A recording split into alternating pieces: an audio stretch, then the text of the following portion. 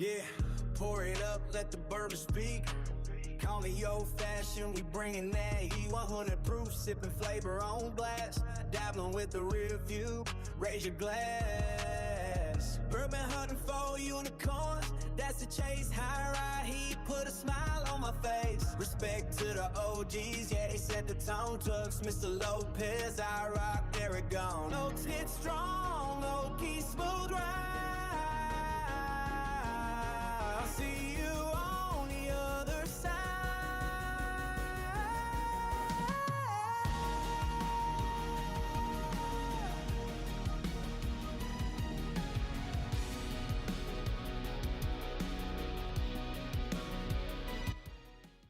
What is up, guys? Welcome back to Call Me Old Fashioned, where we talk everything bourbon, whiskey, and of course, old fashions. Been a minute. It's been a while. It's been a half-past freckle, but we're going to dive into tonight's stream. We got a couple things to go over, and we'll do some hangout stream stuff like, back in the day. I don't know how long it's actually been, but it's been a minute. But I got a little comparison I want to do side by side. Obviously, we're going to talk about some other stuff, but first, we're going to dive into a little BT, a little Buffalo Trace. I haven't had regular Buffalo Trace in probably about a year. I don't know. I just never really pick it up anymore. And once I ran out of my last one, I was like, you know what? It's fine. We'll do without. But just saying, a little cork pop goes a long way to set the tone of the stream. But a little Buffalo Trace and a little Cherry Coke Zero. Anyways, that's how we're going to start the stream. Little something to wet the whistle. There we go. Let's check the chat, because I'm sure you guys are giving me hell already. And then we'll dive into some stuff. Cognac says first. Suka says, I'm usually first. Call me old fashioned. Really back? I think I am. I think I'm here. Hopefully I'm live. It's been a while, but I think I got a hang of it. Bourbon Daddy says, call me old fashioned. Hope it's all good, brother. Missed the late streams. Well, hey, you ain't missing them now. Cognac says, let's go. Jerry in the chat says, hey, y'all. We're here for a good time, not a long time. Definitely the Monopoly guy says, Coke Zero. Nerd. No, I'm just old. Bro, I don't really like soda. But when I drink soda, I don't really care for the sugar stuff. Like, obviously, it's sugary. I get it. It's sweet. But it helps with the hangovers. You know what I mean? I try to avoid those at all costs. Sonia says, hi. Hi.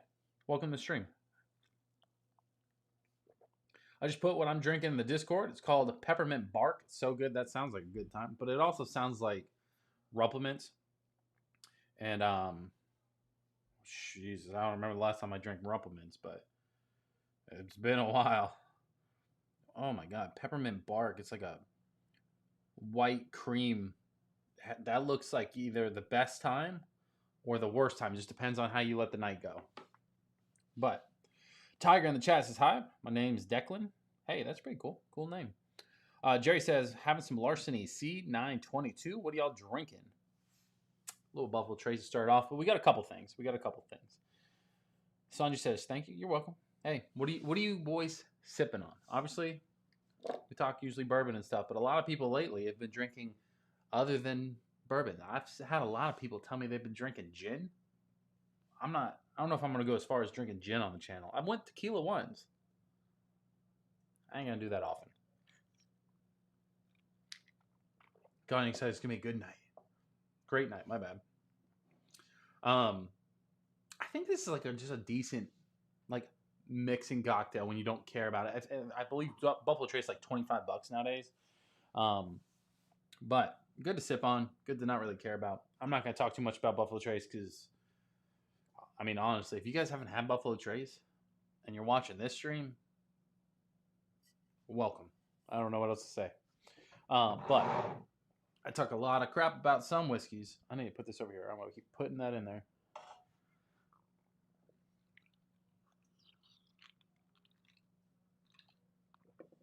And one of the most shit-talked whiskeys I've talked about is obviously Travelers. Now, I probably am one of the few people that also talks good about it as much as I've talked about it. It's not for bourbon people, in my opinion. I don't think it's, anything for people to go hunt. I like the bottle. It's got a cool story. I get it. Chris Stapleton's the man. Best national anthem in the world. Whatever. But some people like it. But they did just release their full proof of the Travelers, 121 proof. And that's what I'm here to kind of figure out. Is this bottle more geared towards the bourbon people? Is it something you should go get? Can Travelers redeem itself in any way? Or is it just a high proof version of the same dog water? You know, that's the questions we're here to answer. Christian in the chat says, yo, cheers. What's up, family? Christian, welcome back, baby. Been a while. Been a minute. Aaron in the chat says, Grizzly Beast. See, you can't go wrong with Grizzly Beast. If you guys have been in the Discord and you go watch the bottle kills that I've been doing, not watch, just I post pictures anytime I kill a bottle. I've been tearing through some Redwood Empire. I kind of go in waves of what I drink. I don't know. I'm fucking weird. Grizzly Beast went, and it was a devastating day. Because they're expensive, too. You know what I mean? Those aren't cheap bottles. We'll go through the list of stuff I've killed towards the end, but Cognac says, hell, I'm a cognac dude. I've even had 3 or 4 Buffalo Trace in the past couple years. I think everybody, like Buffalo Trace is kind of for everybody. Whether if you're new to bourbon, you don't like bourbon, whatever, like it's a good drink in general. Travelers, on the other hand, they tried. That's like a Canadian whiskey style, but we're gonna pour them up side by side, give it a kind of fresher comparison. I don't love drinking Travelers, but I hear good things about the full proof. I had not great things, good things. A few people have told me like it's what the first Traveler should have been, and I also hear that the flavor is a little bit more intense, where the first one was kind of just like, ooh, it was like the seltzer water of bourbon. Like you could hear the tasting notes, but you couldn't taste the tasting notes, right? There's been some comments about that kind of stuff. I did, now granted, I'm always honest with you guys. I did open this bottle, but I got this South Florida. I cracked it. I was like running on 2.5 hours of sleep for 2 days. Cracked it, and I think I made like a whiskey Coke type of thing, just pouring a little drink. I didn't even drink it. I like had it on the nightstand and just fell asleep. So that's why the bottle is not being freshly, plastic torn off. But it was like it was probably less than this even in the glass. So it wasn't much missing. And it says, no, it's not. I picked it up at MDP in Orlando. I'm on this Filmland kick. What are we talking about? What I miss? Let's see. Christian says, have you tried the Sazerac Full Proof yet?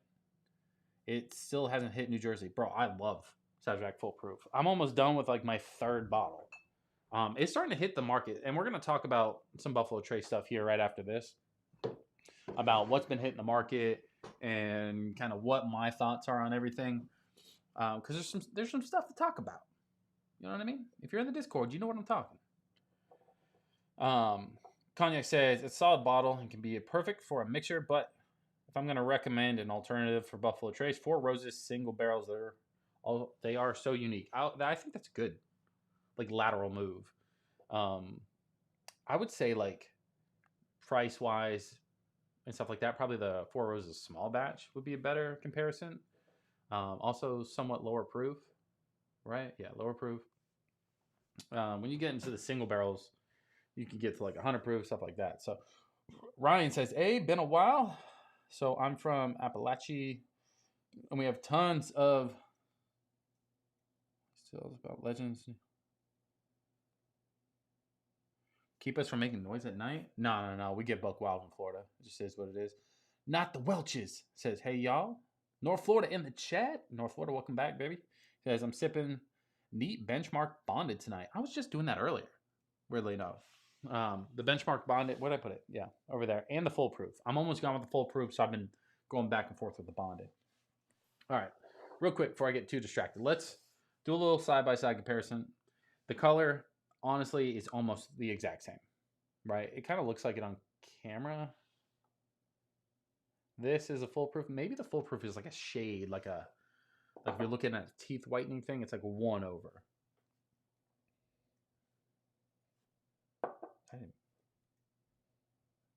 Yeah, okay. Yeah.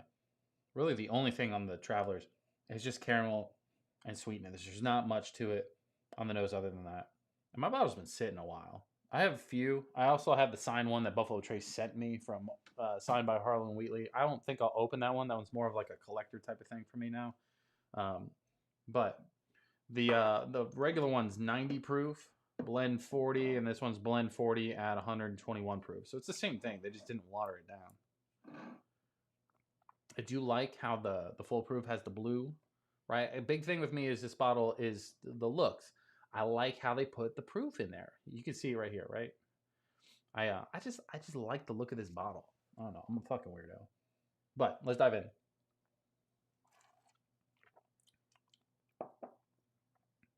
Yeah. That's sweet. It's like sweet water. 90 proof, not going to burn you. Very approachable.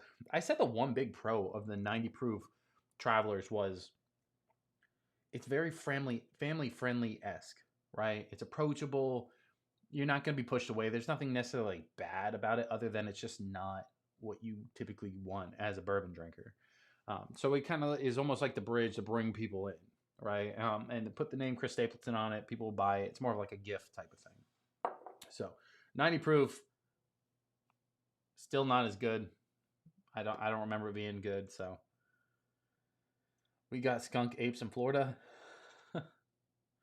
What should I start for a rye whiskey? Like your first rye whiskey ever? I mean, my favorite is still the Jack Daniel's single barrel proof rye, but a good alternative, if I can think of it. I mean, Sazerac 90 proof for the price is also fantastic. If you can get the 100 proof, even better. The full proof, it's your first one. It's still a good starter one. It's still semi-sweet. But I would say the Still Austin Musician, I think that's what it is. Musician or the Artist, one of the two, is the rye. The 90 proofer, that one's pretty good to start out with too.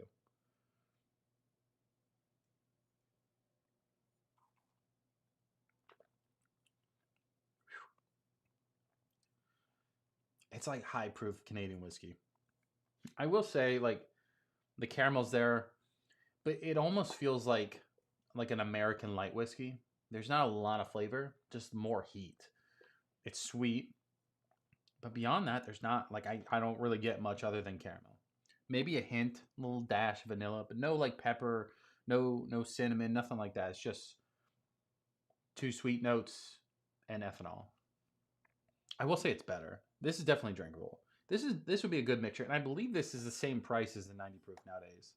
Probably because they stopped selling the 90 proof as much, and we're just offloading their stockpile with this.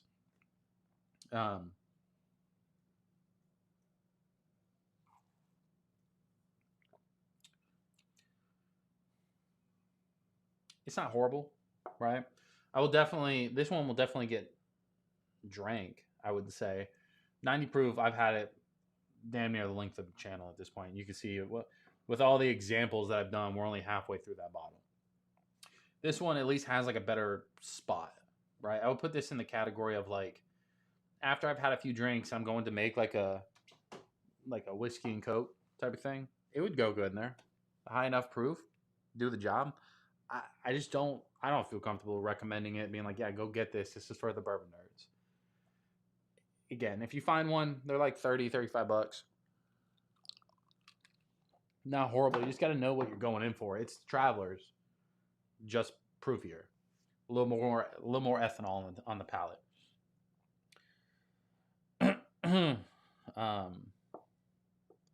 Jerry said 12-year rye is fabulous.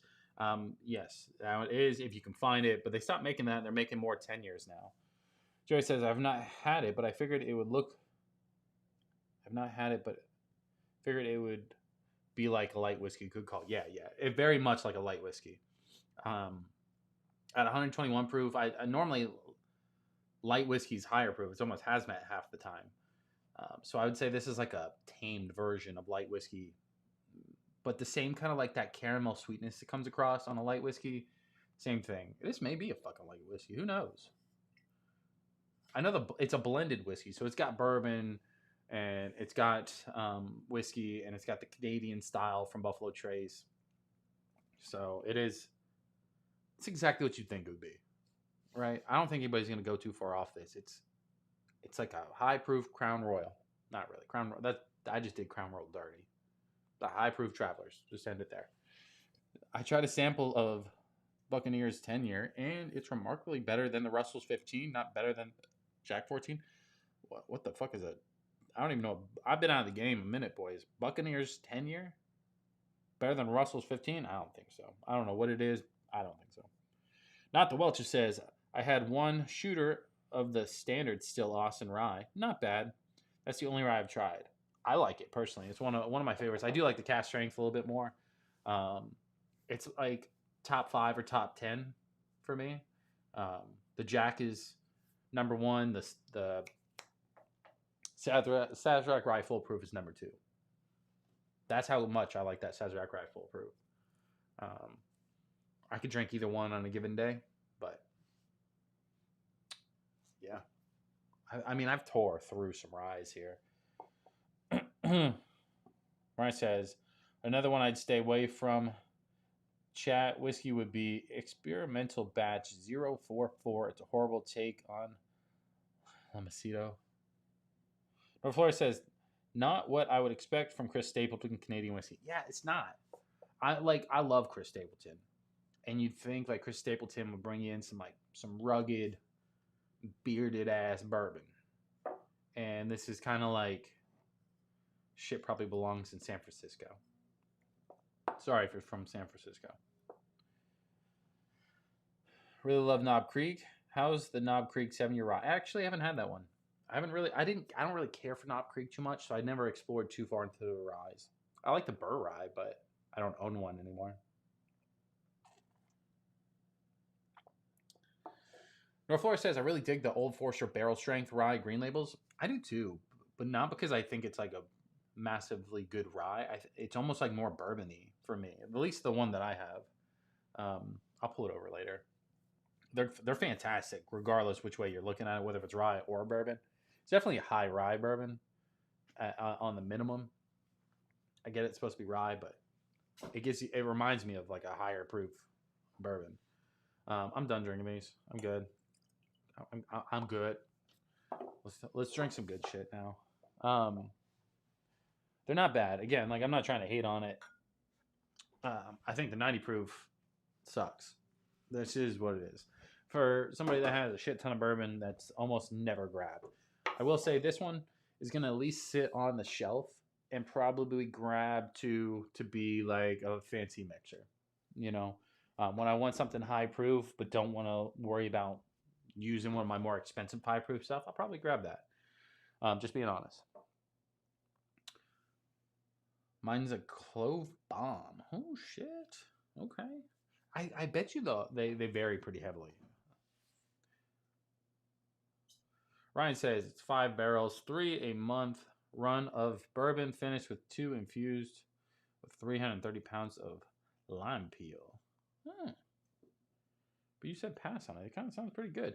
Ladies and gentlemen, if you haven't already, drop a like on the stream, subscribe if you are new. Next up is we got to talk about some Buffalo Trace. We got to talk about some Weller Antique 107. If you guys are from Florida, you kind of know the flood in the markets right now. So I'm going to go on a little story time. So my uncle lives in Colorado, right? And he's the one that sent me the Weller green label because I don't really get them here in Florida. And he sent it to me when my son was born, and I've been babying that. I can finish that bottle anytime. I just choose not to. And one of his favorites is the 12-year. And then he says, if I can't get the 12-year, I like the 107. I said, you're never going to see it. It's harder to get. People buy it up. Just kind of like standard Buffalo Trace shit. It flies off the shelves, right? And I think it was like 3 months ago. He sent me, maybe 3 or 4 months ago. It was like early in the year. Sent me a photo. Went to a liquor store and there was cases. I think there were 7 cases at this liquor store in the middle of nowhere of Colorado. He's like, how many should I get? I go, all of it. Because he loves it. That's the only thing he drinks. And he was like, I think I'm going to get 3 bottles. He's like, I got 1 to drink, 1 to back up to keep on the bar, and 1 to stash away until I find my next little batch. I said, sure, I'd buy more, but whatever. Because he didn't have a limit, right? They didn't really have limits where he's at. And I made a joke. I'm like, buy me some, right? Ship it to me. He's like, I have a feeling it's going to come to Florida soon. Florida, all Weller products are an ABC exclusive. ABC is not a state ran store. It's just a brand store here that has the rights for all the Weller products. And ABC, funny enough, it's the only place that I cannot rack up points. Whoever had my phone number before me is fucking me, basically. So I don't get access to the vaults or anything like that. I never got into it because they won't track my points. So I don't even barely shop there. I'll go there every once in a while. There's one right down the road. North Florida, actually. He's in the chat. He posted, he's like, hey, Weller at ABC. I passed ABC and I was like, yeah, I'll get it after work. Right? Yeah, right. I went after work. They didn't have it. I went a day later. They didn't have it. Everybody in the world's getting ABC right now, or getting Weller 107s. And it literally looks like they're just kind of like dumping Weller Antique 107 into the market. It's starting to be released at the distillery itself. You know, it's not every day, kind of like the Blantons, right? Buffalo Trace now typically has Blantons, you know, Eagle Rare, and the occasion E.H. Taylor. They don't have E.H. Taylor. Sometimes it's Demerty Lee. You know, sometimes it was Special Reserve Weller, right? It was always like a rotating little selection, right? But I think they were producing a lot of distilleries during COVID, started ramping up production. It takes time to age that stuff. And I think we're starting to hit the age marks for Buffalo Trace where they just have way more than they're used to because people are not buying it as much as they used to some extent. It's almost like the bubble is bursting, but not really because people are still buying it. It's just taking them longer and they have so much more out there. People are actually getting their hands on it. Funny enough, I went down to South Florida for work last week or the week before. I don't know, a week or two ago. And I'm not in a bourbon group down there. Our hotel was literally on the other side of an ABC. I go, let's walk over. Let's take a little look, see if they have it. I was like, they don't. It's okay. I'm going to buy something because I didn't bring anything. And I was like, I wanted to have a little drinky drink. And I go in and I didn't see it. I was like, whatever. And next thing you know, I look behind the counter. They had like 8 of them. I was like, oh, let's go. So I get one. There was a 1 per limit. The wife bought the other one. Shout out to the wife. The next day, I think it was the next day. It was well over 24 hours. I went back and I needed to get soda or something. Right, it was the closest store, and I walked in again. I was the only one that bought it in like a day, and I was like, "You guys still got some Weller back there?" She's like, "Yeah. Do you want to buy 2 more?" And I was like, fuck. I wasn't really planning on it. That wasn't in the budget. I just dropped $150. I don't know if I want to drop another $150. I don't think I drank it yet. So I didn't know how much I was going to like it. You can see I like this bottle a lot. But, so I should have bought maybe at least 1 more. That's on me. But I still got a brand new one. I got to back up. I'm not greedy. But that kind of showed me like, one, there's certain areas that just aren't going to sell it. And if it's going to areas that aren't selling it as hot, that means there got to be a decent amount of inventory in the market. Let's check the chat real quick. RMZ says, glad to have you back, brother. RMZ, welcome back, baby. Missed you. Cognac says, do you prefer hazmat stuff and really like it? I do love hazmat stuff, but I wouldn't say I prefer it. Jerry says, speaking of celebrity whiskeys, JJ Gray is teaming up for the 2nd time with St. Augustine Distillery. It's called Colonial Florida. My wife brought me the first relief. Hope the new one's better. Okay. I mean, I kind of want to try that. I love the St. Augustine stuff. Let's see. Jerry says, dude, ABC had Elijah Craig 15 on the shelves today. Wait, what? You see Elijah Craig? Is that what he meant? On the shelves today. No vault required. To grab one of those on my way from ABC. My first one. There's definitely a glut. I'm here for it. I mean, that's what I mean, bro. ABC's been like kind of not hitting for most of the time. But for them to have an excess just to me means that there is an excess in general. North Florida says 6 to 7 years is a great age for bourbon, so they ramped it up in 2020. We should see it now. That's what I mean. It's hitting the age marks, it's hitting the market, and I just don't think, as much as people don't want to be like, oh, bourbon's dying, bourbon's not dying, but I definitely think that people that are buying it in excess, that people are buying it to flip it, those have tamed down quite a bit, which is allowing everyday people like me and you to find them on shelves. So, to me, that's a good sign because I don't give a shit what's hyped or not. I will say, I thought this bottle was going to be quite a bit of hype, right? I thought it was going to be just because everybody liked the Weller name. I gotta say, you can see I've drank this whole bottle. It's been like a week.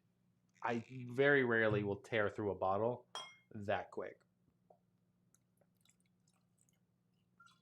It has got to be one of my favorites. I'm not even joking. I like things that got that mid-range proof point when I'm just sitting there chilling, right? 107's right there, kind of in that market. I like things that have a heavy fruit, cherry, strawberry vibes. I like that note. It's one of my favorites behind chocolate. This doesn't have chocolate, but this thing had a cherry note from fucking hell, bro. It was strong. It's just very sweet on the nose. Typically you get that with weeded stuff anyway, but that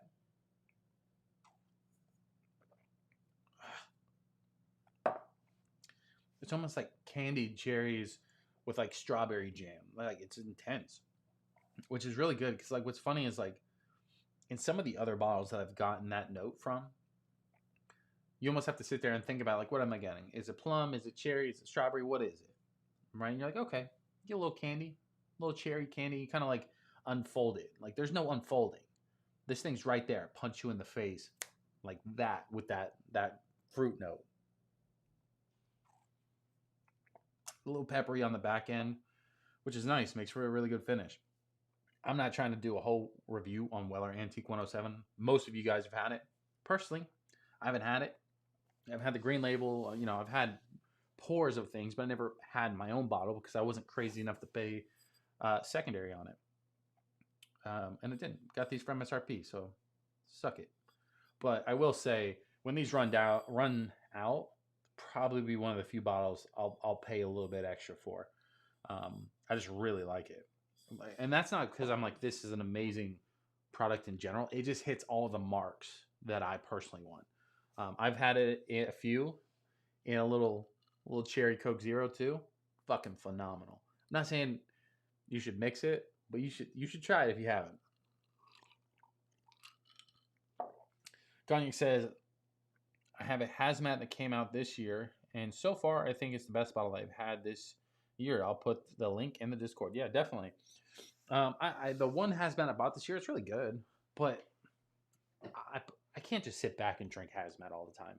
It's almost like an occasion thing, not because the bottle's good, but because like, how many times am I gonna fucking have a pour of like 150 proof shit? Not too often. There I posted it. This bottle. It is. Jesus, I need to make this bigger. Posted it. This is my bottle of the year. May be all-time top 5. Okay, all right, got to check it out. In the meantime, Jerry says, When Dixie is killing it too. My brother picked up some E.H. Taylor barrel proof. E.H. Taylor, Jesus Christ. JD 14. EC 15 today. One store, you got 4 bottle discount. Jesus Christ, bro. Winn Dixie? Winn Dixie is like the one store around me that is too far for me to go to without passing like other stores. So I almost never go to it. Or I have to almost see somebody post me like, hey, there's some stuff going on in Winn Dixie for me to go to it. Because it's just out of the way no matter which store I go to. But Winn Dixie used to be like my go-to.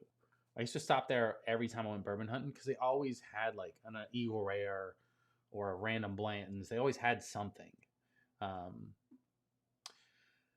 Cognac posted in the Discord. So this is going to be from the seal box, which is Copper and King's 10-year, 145.4 proof American brandy.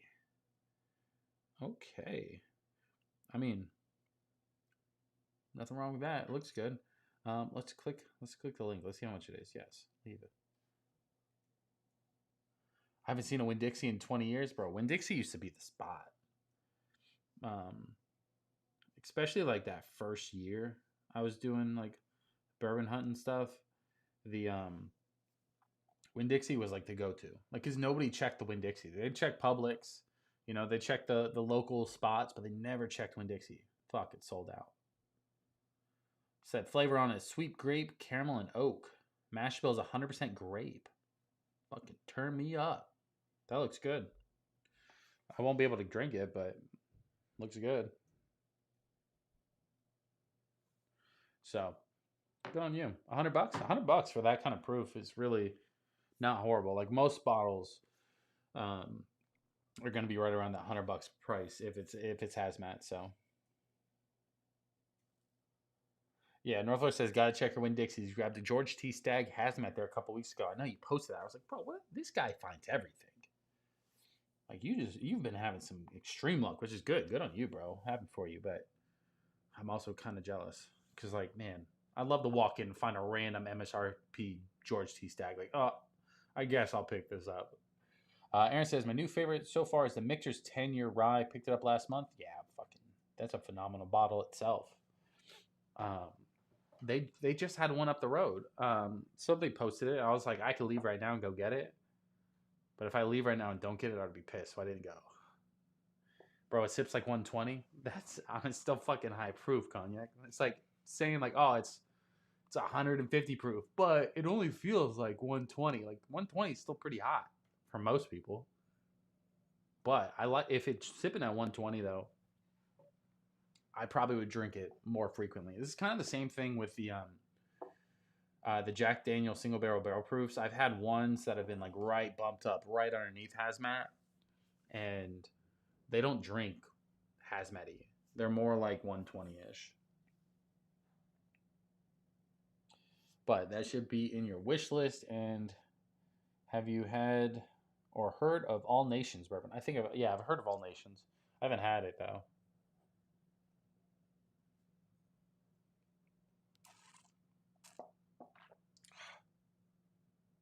Bro, it's phenomenal.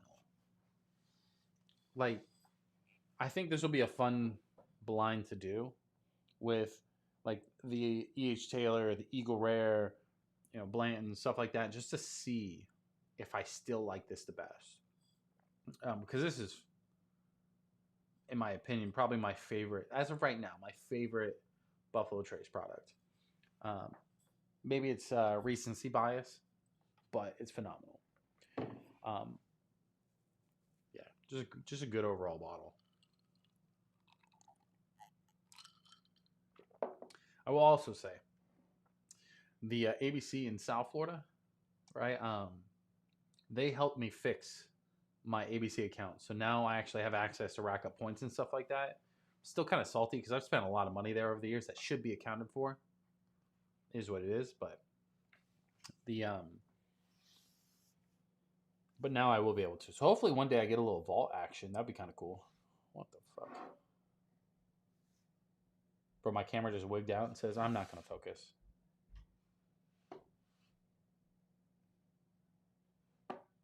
What the fuck?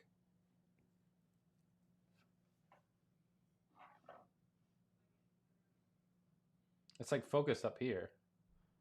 Here's a look at the bottle, by the way, if you've never seen one. There he goes.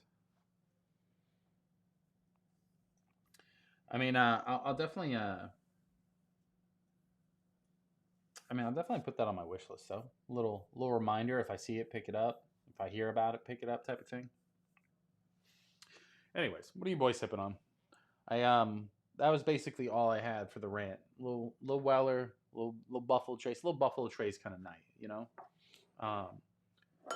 Now we can go over some housekeeping stuff.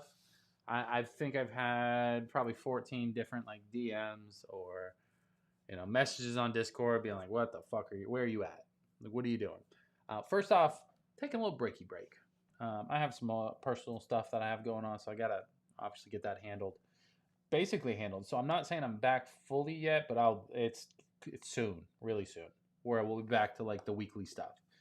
Um, Also, do I take samples? Do I take samples? I'm not opposed to it. I will say, fun fact. Now we're getting sidetracked, but I used to have one subscriber early on. He's a cool guy.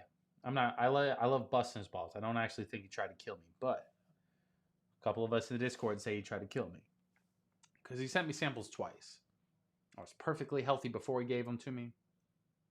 Drank the samples, and I got severely, like, I got a cold. I was sick as hell.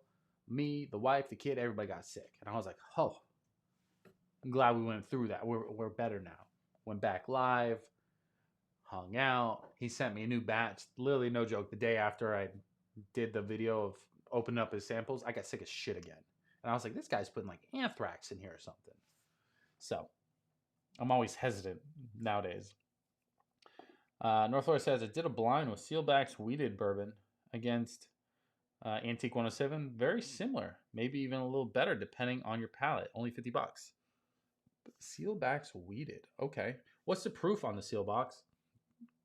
And the only reason why I think this one's so good, like, it is good. I like the proof. I like the mouthfeel. I like the other stuff. The main reason is that, like, fruity note that's on this. It just, that's what I look for.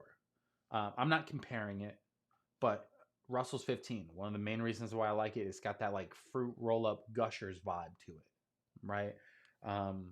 What's another one with it? E.H. Taylor's kind of grapey. What was the other one? Russell's 15. Fuck, I don't know. I know that Oak Barry, the Bruzel's bottle, had like a very similar, not similar to this or the Russell's 15, but it had this like cherry, fruity, strawberry style note, which I was like, I fucking love that. And people lose their mind because I go, I love this note, and it makes the bottle for me. And they go, it's dog water. You should never like that. I'm like, that's what I like. 107 proof? Fuck it. We should get it. Norfolk, we should do that, and then I'll do a side-by-side. Do a little blind action.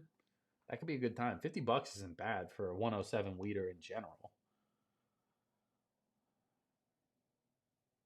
Cognac says, always take care of the personal things first. Yeah, I got sidetracked. My bad. I'm sending samples for people to enjoy and eventually get a bottle of their own, not to make people sick. Yeah, I'm not saying he tried to make me sick. I was just like, what are the odds? He sent me some crazy shit too. He sent me the Pappies, Silver Grove, some Seagrass from Barrel. He sent me some good stuff. George T. Stagg, I think. So he didn't send me no slouch samples either. But I was also like, why am I sick? I'm busting balls. He was a good dude, but he's not part of it. He doesn't come around anymore. Maybe that's why, because he got me sick. Kidding. No, so on top of that, so obviously personal stuff, got to get that taken care of.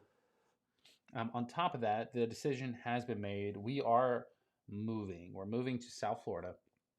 We'll be there before the end of the year, which also means this office, this room, everything you know, you see, you love is going to change. It's an executive decision made from the top down. You know, we're doing it for work, so it's I think it's a good move. I think it's gonna be good. You know, obviously, money plays a big factor in that. But without, obviously, you guys know we no longer have the photo business. I've been back to work, fucking shit, for a while now, and it's just the right move to make. Obviously, North Florida. Not North Florida Bear, but North Florida in general has been good. But I will say, I was only in South Florida for like a day, and I found Foolproof, Travelers, and Antique 107. I think the bourbon scene's fucking killing it down there, and I'm just over. I need to come scoop it up. But I'll be moving, so there will be some gaps of where we got to move. Obviously, when we do it, I'll get to rebuild the room, because obviously you guys know this isn't what my wall actually looks like. I mean, it is now, but if you go back to like the beginning of the channel, this room didn't look like this. I used to be in the living room with like a little table standing up. So we'll be able to rebuild the room. I'll probably keep it similar because I really like this look, but I also think I'll probably create like 2 different sets just for fun, just switch it up because the place we're looking at is also the room itself is going to be like the whole upper stairs. Like I'm going to have a whole like loft for an office. So if that place works out, obviously. Bourbon Lover says, cheers. Hopefully everyone's doing well. Bourbon Lover, good to see you, buddy. Hopefully you've been doing good. Yeah, we're cruising tonight. First stream back in a long time, but here for a good time, you know? But, so yeah, South Florida, West Palm area is where we're going to be going. When? I don't know exactly. Before the end of the year, though. Before Halloween. By October. Got to be by October. Maybe sooner. But with all that being said, as soon as we get probably past one more little bump in the road, then we will go back to doing live streams every week. You know, videos will be coming out more frequently, like normal style videos as well. Not a ton. So we're going to slowly work our way back in. But obviously, a lot of people has asked me, did you quit? Did you stop doing YouTube? Did you quit drinking? I didn't quit drinking. I slowed down on drinking, I will say that. Doesn't look like it from the bottle kills, but I've done that. Let's do that too. Let's go through all the bottles that we've killed in the past like handful of months. So if you guys are not in the Discord, probably should join in. When should we start? Let's go back. Let's just do this year. How about that? Maybe not. Okay. All right. Yeah, we'll start with this year. So we killed off the Still Austin Cask Strength Rye Whiskey. Right? Little. Yeah, I mean, that looks like shit. You can't see it, but Still Austin Cask Strength Rye. That was killed early in the year. Obviously, I'm funneling through everybody's. Heaven Hill Grain to Glass Rye also went to the grave.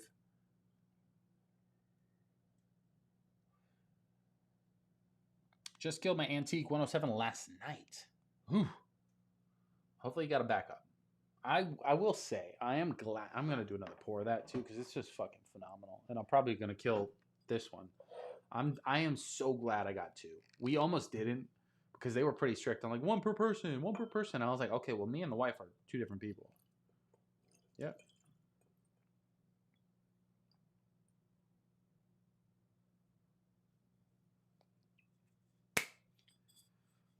Picture that. We'll go in the Discord later. I'm just going to set it up right so I don't fucking break something. But I'm glad I got a backup. It's a great bottle. I'm going to try and hold off on opening it, though. Maybe kill something else, switch it up. That way I can appreciate it that much more rather than opening it now and letting it slowly die like I do everything else. It'll be the first time. This is literally the first time I've ever had a bottle on this channel or in this room as I've been live and not opened it. Will be this one. That's also because I'm still drinking the other one.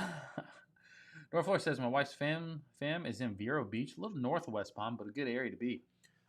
We looked in Vero too. We looked in Vero. We looked in Port St. Lucie, Jupiter. We looked in all those areas. I think West Palm is right where my work is.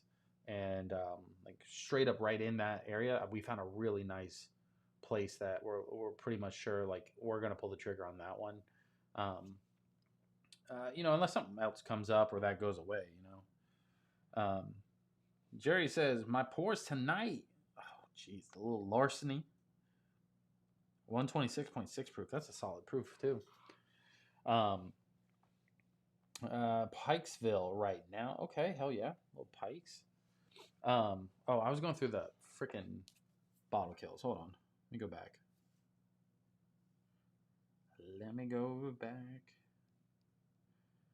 They ramp up. Hold on. Where do they go? All right, and then obviously towards March, we killed the Penelope Black Walnut Old Fashioned and the regular straight rye whiskey from Still Austin. I kind of went through a lot of the ryes first, if you can't tell. Also March, the 90 proof Sazerac Rye, the 70th anniversary of Wild Turkey, and the 8-year Wild Turkey 101. Those were hard for me to like finish off because I love those bottles. I love Wild Turkey. But I also came to a realization, like keeping bottles on the shelf that are just open and kind of like half drank, they don't last as long as you probably think. They're still good, don't get me wrong, but they're not as good as it being freshly cracked and drank semi quick. You know what I mean? It's just not. I used to think as long as you keep it above half, it's fine. It does lose a little bit of its luster. Again, towards the end of March, we killed the Wild Turkey Rare Breed. And then the Four Roses Single Barrel Strength, which was the OESF, 11 years, 3-month age. That one was another hard one, but I love that Four Roses. Regular Jack Daniels was killed. Wild Turkey Kentucky Spirit Single Barrel. I went on a little Wild Turkey kick, if you can't tell. Then we moved on. Went through Redwood Empire Pipe Dream, still Austin Craft Strength Bourbon, New Rift 8-year Rye. And it sounds like I drink a lot. This is all like since the last live stream. Let's see. Redwood Empire, Rocket Top, and Grizzly Beast. Those were gone the same night. Those were both super low, and I hung on to those. Those are my prime example of like, I loved both those bottles. They were like two of my favorites of damn near all time at one point. And both of them towards the end, they just lost all their luster. They were good, but I had them for like a year, under a half. Just not, they're still good, just not as good. Then rounded off this month with Little Russell's 10-year and the Redwood Empire Lost Monarch Cask Strength. That bottle, the Cask Strength Lost Monarch, people can hate on Redwood Empire all they want. That Lost Monarch Cask Strength is phenomenal. The more I drank it, the more I was like, this bottle is really fucking good. And I remember the first time when I started with Redwood Empire, I started with the Lost Monarch, just the white label, the 90 proofer. It's a blended whiskey, but fucking good. I remember liking that one a lot until like the end of the bottle. I was like, whatever. Phenomenal pours. Cognac says Benchmark Full Proof or Antique 107. If you're asking me which one, Antique 107 by far. But Full Proof is not bad either. Jerry says, Squirrel. I am very much like that. Yes. Cognac says, I may go with Benchmark for 100 proof. Super good. Benchmark Full Proof is 125, but Benchmark Bonded's obviously 100. A good option as well. There's nothing wrong with these. But I didn't know if you're saying like, if you're having like a mixed drink, then yeah, go the Benchmark. If you're doing a pour, obviously a little Antique 107 is definitely a little bit better. It also depends on where you're in the lineup. North Florida says, don't forget to hit the like button and subscribe if you haven't already. North Florida is always coming in clutch. I tried to pull it over. What happened? Oh, no. What the heck? My computer's freaking out. All right, I guess I can't pull over comments. I don't know. Eric says, found a 2015 John J. Bowman single barrel 100 proofer. Okay. I really haven't had too much of the Bowman lineup. They are great things. I just never really find it. Northler says, nice find though. Those single barrels are great. See, I hear good things. Jerry says, I knocked out about 5 bottles a month. I am a big share.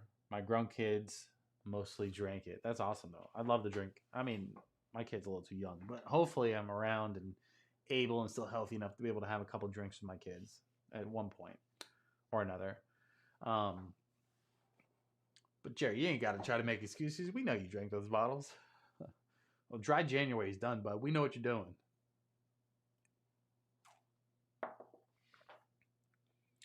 North Florida says, I really like Benchmark Full Proof for a mixture, especially with Coke. I'm a big like cherry guy, I guess, but because Cherry Coke Zero with the Full Proof is also really good. I will say, I sometimes get bougie and I drink like expensive stuff with like Coke or ginger ale every once in a while, and it kind of ruins it for me when I go to drink like a Benchmark Bonded with it or something.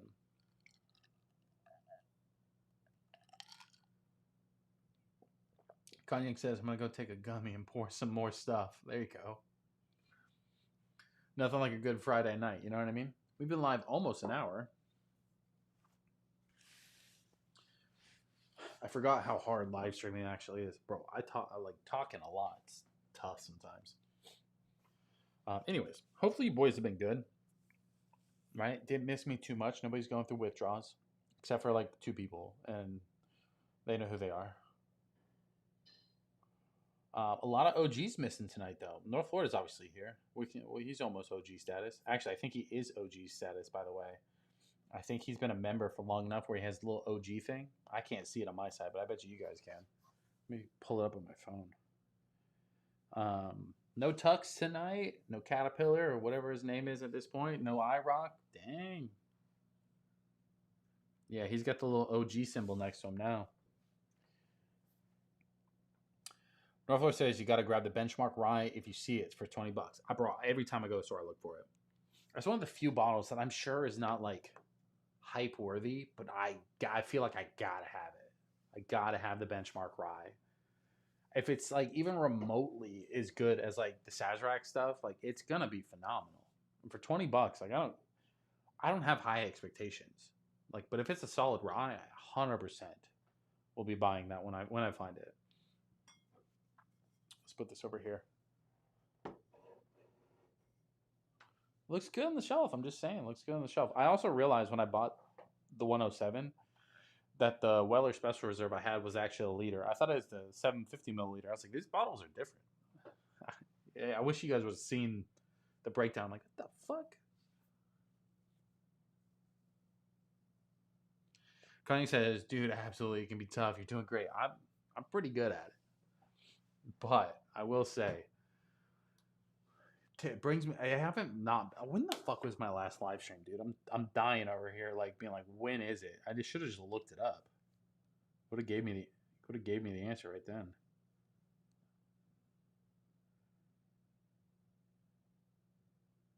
Bro, it was like a month ago.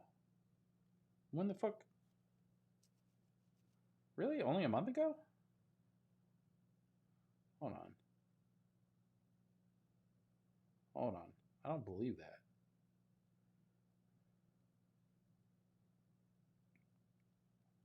I have to look it up through logistics ways now. Hold on. Please hold.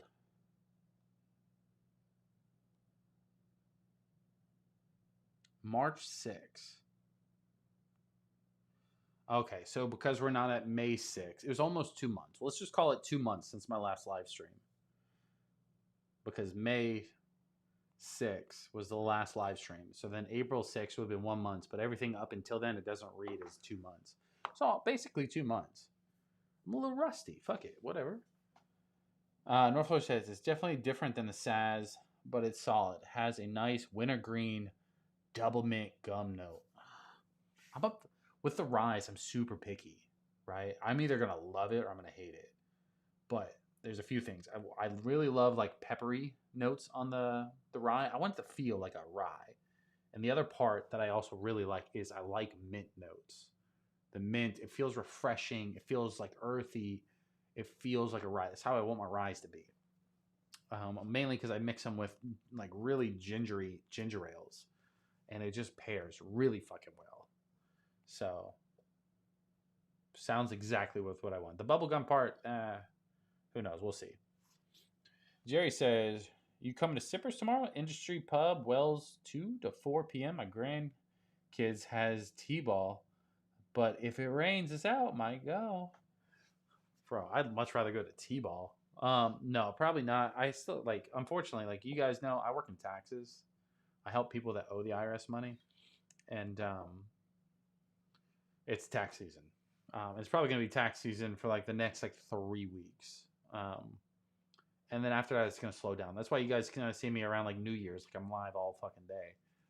Just because like I don't really have to work afterwards. But I do have to work tomorrow. I got a couple meetings already. So probably not. I mean, if a magical winds happen, then maybe, but never say never.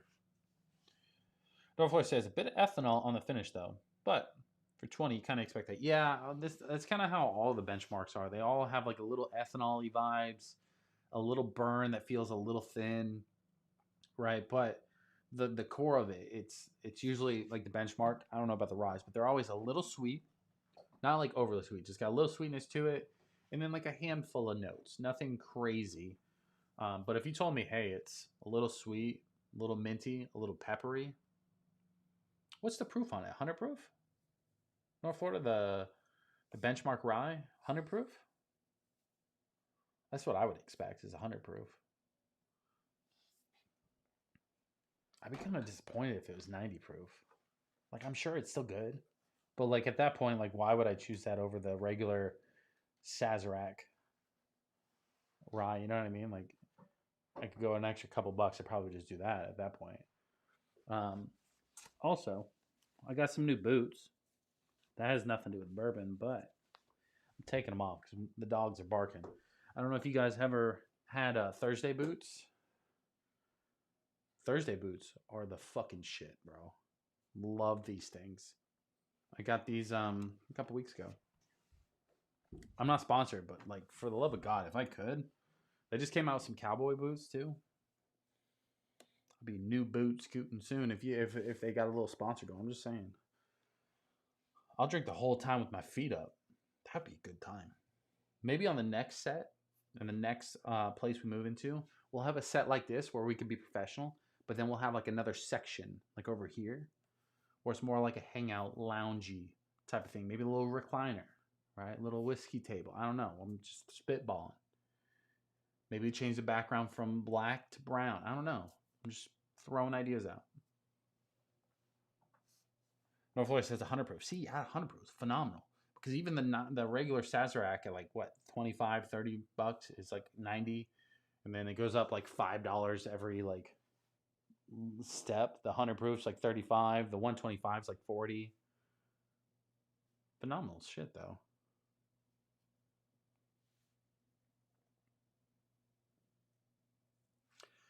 Jerry says, same on the rise. Those dill pickle rise are not my things. No. A little dill pickle? Ugh.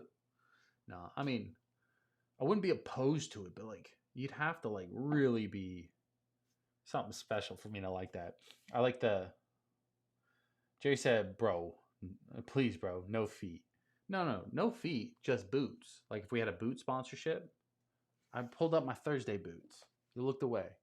But if I had Thursday boots, little cowboy boots, had them a little kicked up as like a sponsor, I would do that. It'd be uncomfortable now, but I'm not going to bring my little piggly wigglies up now. You guys didn't pay enough for that. Come on. First stream back. Come on.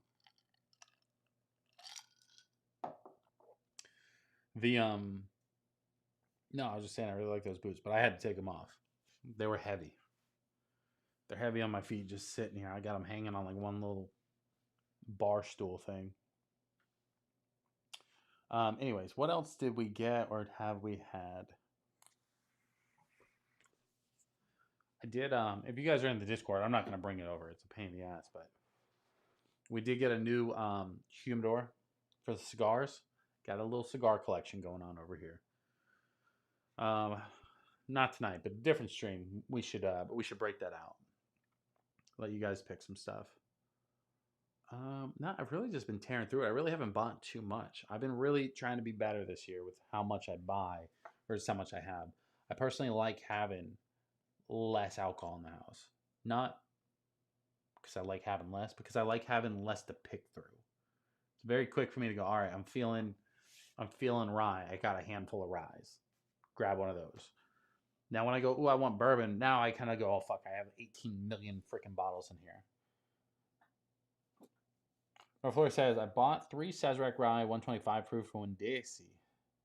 One of my favorites, $40, unbelievable. Bro, I'm still shocked that the Sazerac Rye full proof is that low price. I think best value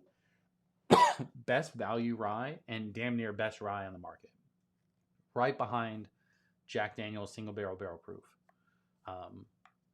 Cheaper, Sazerac's cheaper. I personally still like the Jack better.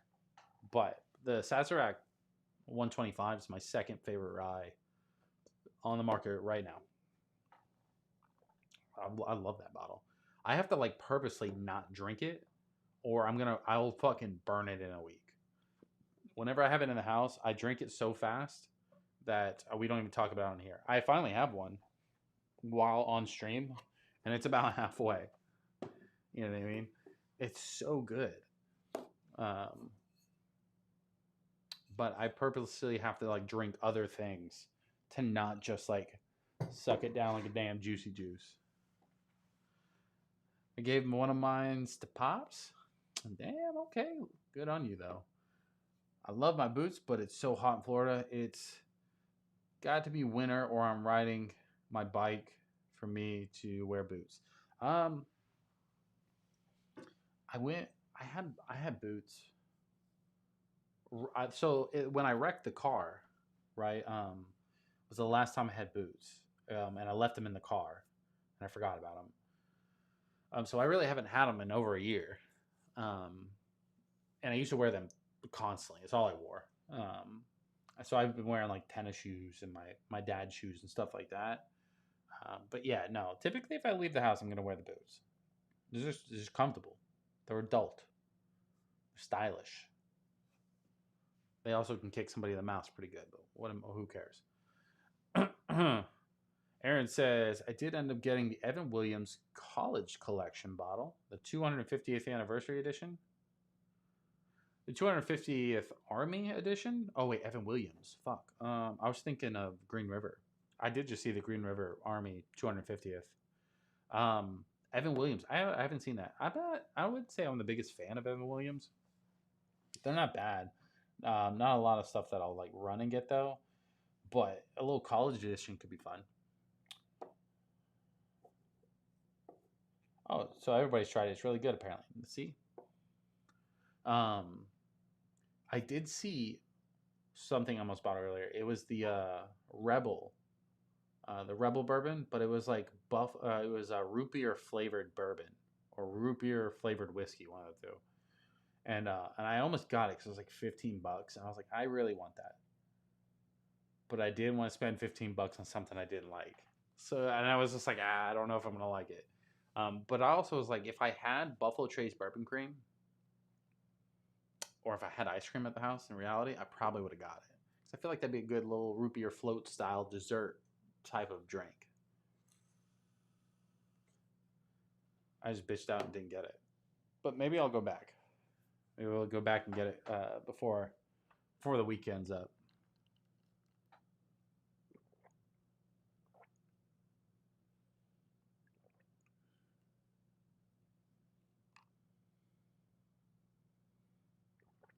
Yeah, North Florida says, gotta grab that root beer for the content. That's what I mean. I could have made a really good video about it, but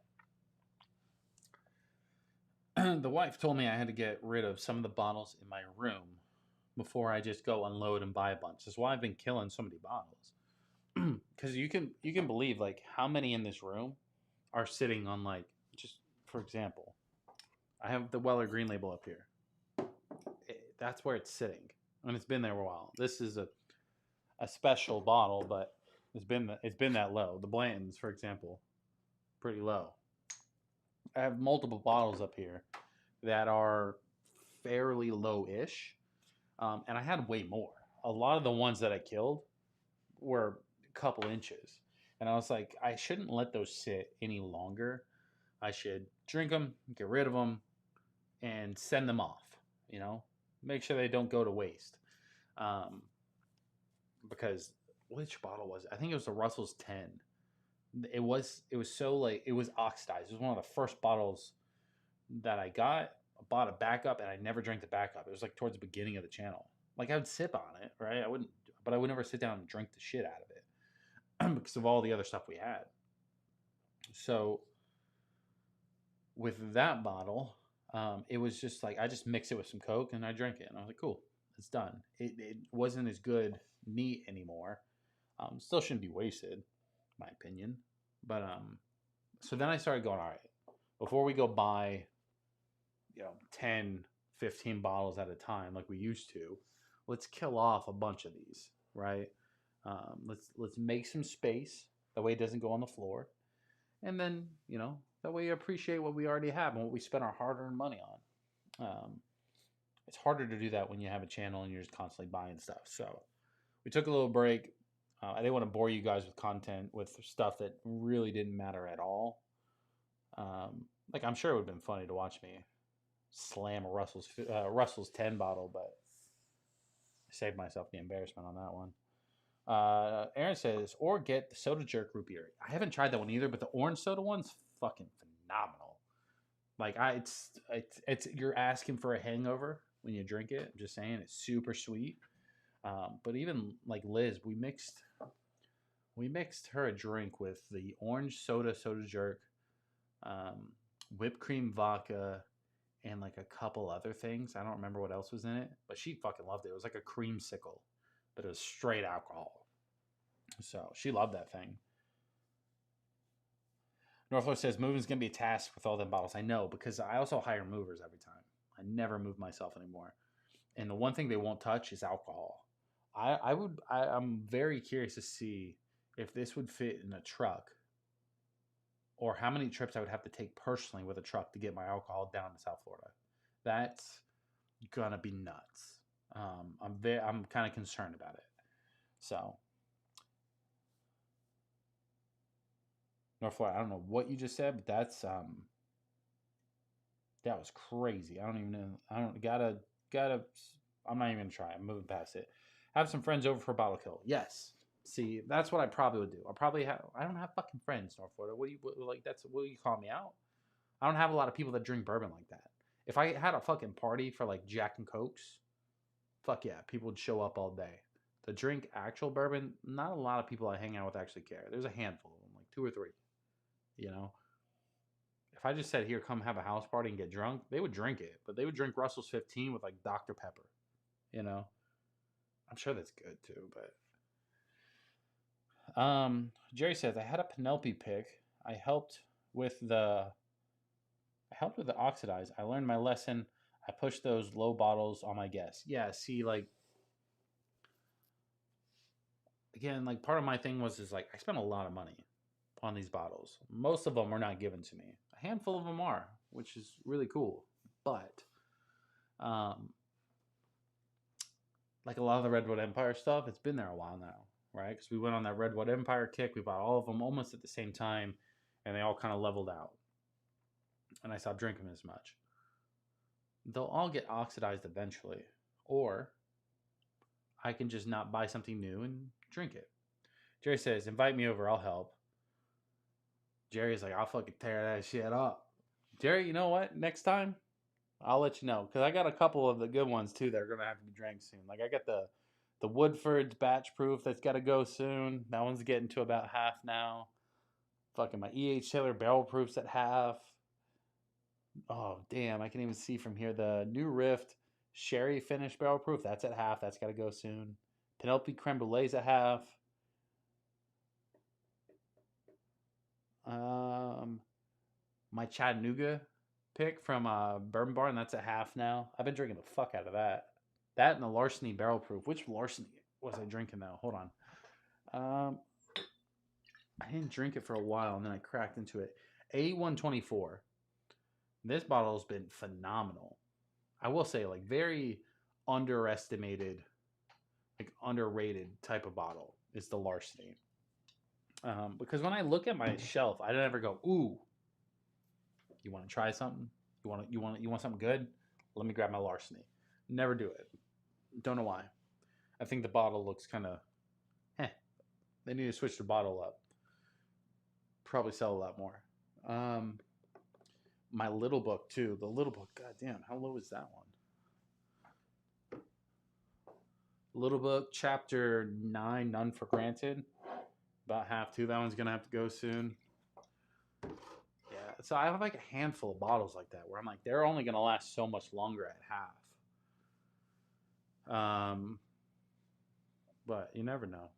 You never know. I have some other stuff that could be drank by peasants, you know, my bottom shelf, but I would never give that to like friends. That's the other part too, is like you got a bunch of shit you don't drink and they come over and they're like, I want the good stuff. I'm like, are you sure you don't want like this Castle and Key Weeded? Northwest says, drank my Larceny Barrel Proof so fast. I want another for sure. That's what I mean. Like, it actually is really, really good. A lot of times, I'm not saying it's as good as like E.H. Taylor, but a lot of times when I do blinds of it, I always first think of E.H. Taylor. I'm like, is this E.H.? Is this it? There's always a couple notes that like pulled me away from it, but it always comes to mind. So it's similar.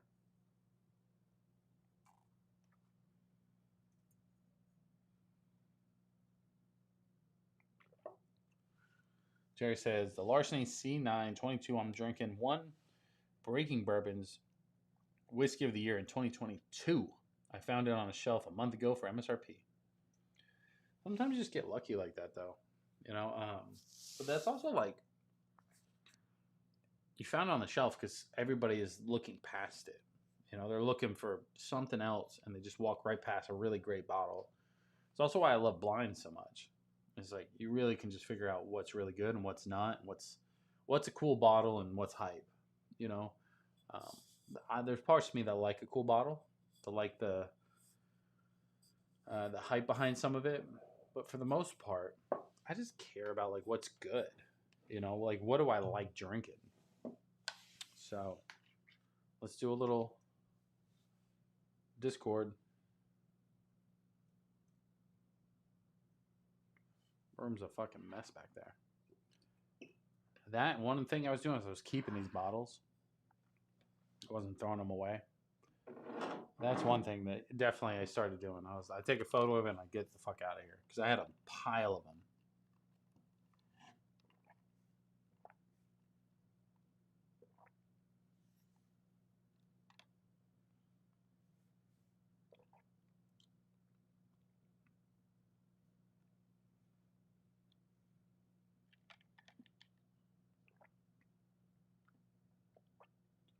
Hard Truth is pretty good. I have one of them.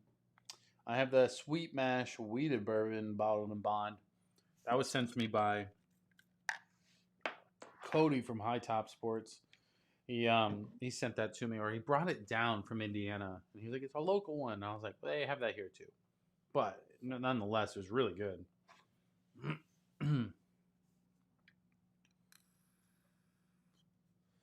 So.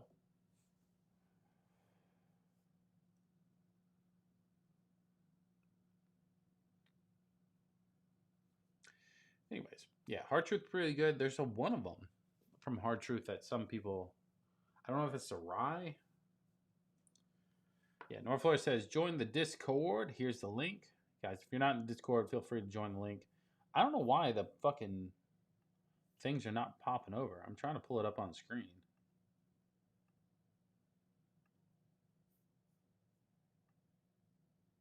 Oh, it's like off. Hold on. Let's get it. Let's go back.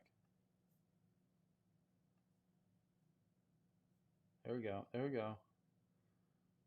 Oh my god, I'm like lagging out over here.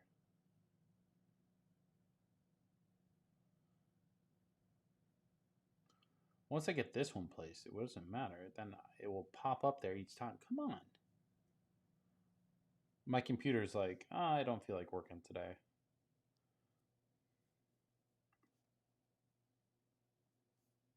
Or I didn't click the button enough. One of the two. Nope. Make it smaller.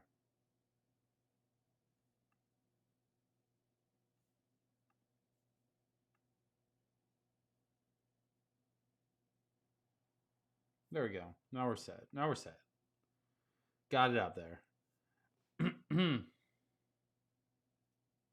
Says, keep the conversation going after the stream. Yes. Definitely. I try to be somewhat more active in there, but I will say I've been kind of ghost, but I just been busy as all shit, dude. Like work's been fucking crazy.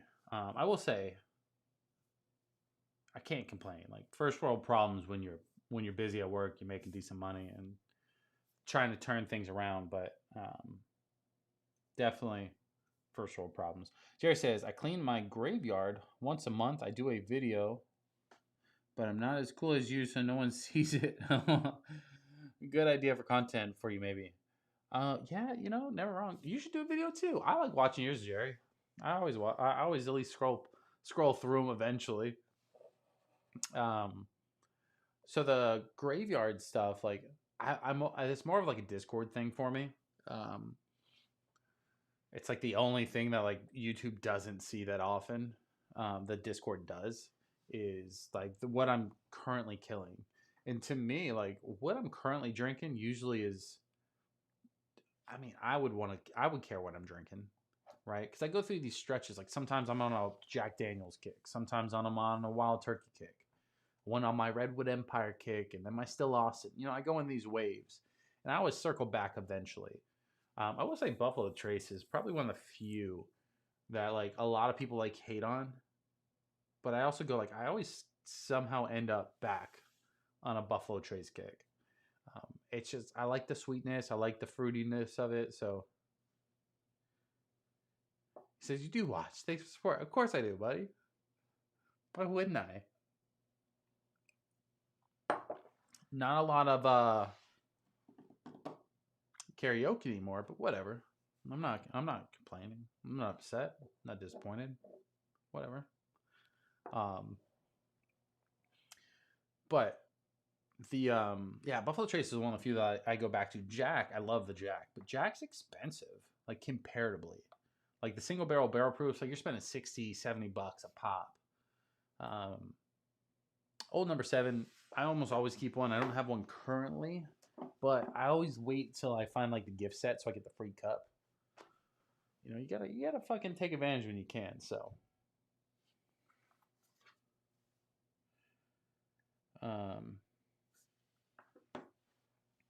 but yeah, so let's do one other pour. Antique 107's gone officially. I will say, I gotta say it before I end this bottle because I feel like it just needs it. Fantastic bottle.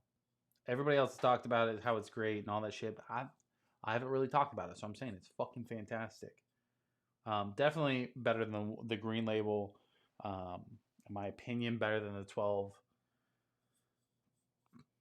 But I'm here for it. I will say you probably won't catch me without this on my shelf to some extent. If I'm out of it, one's in transit type of thing. Like that's how I look at this bottle. So really glad I got it back up. I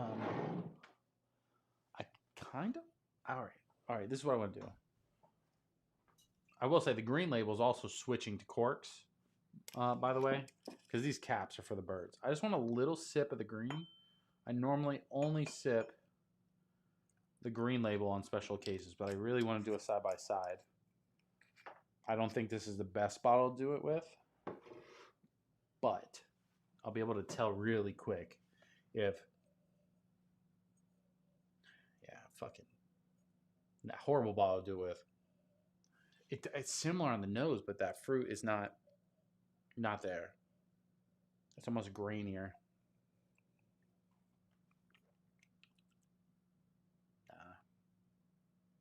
Could you imagine trying to argue with somebody that the Green Label is better than the 107?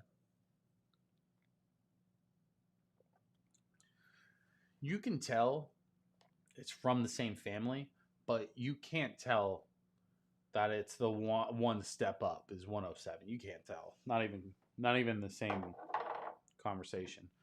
Old Fashioned Ways. Cheers, everyone. Old Fashioned Ways, buddy. I miss you. It's been a while. Hopefully your beard's doing okay. And you, of course, but glad to see you. Happy Friday. Jerry says,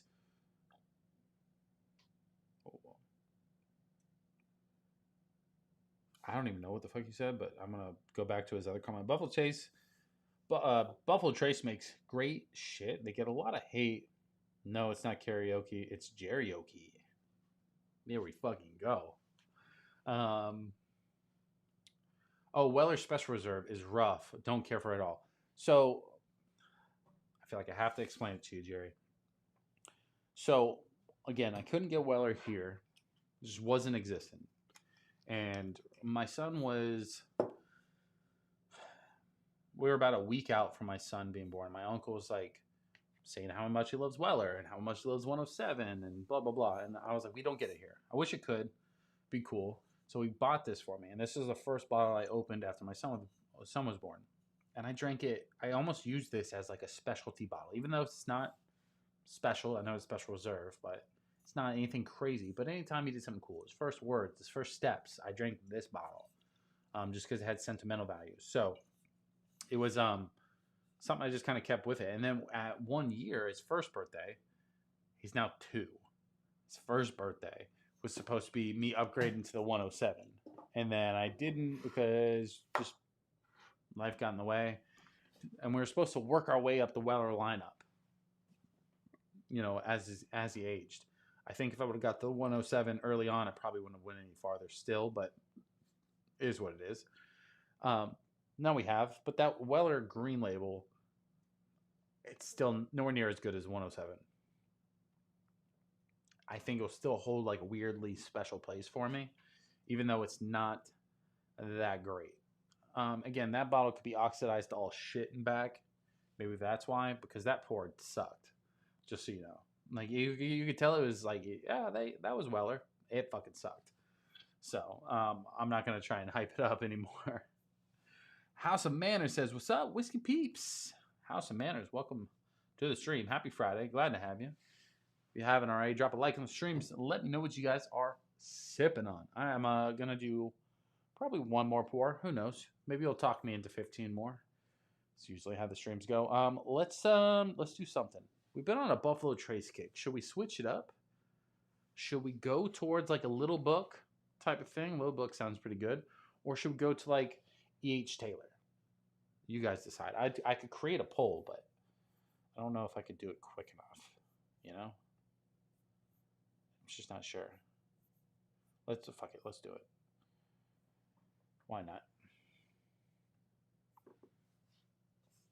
Dun dun dun dun dun dun dun.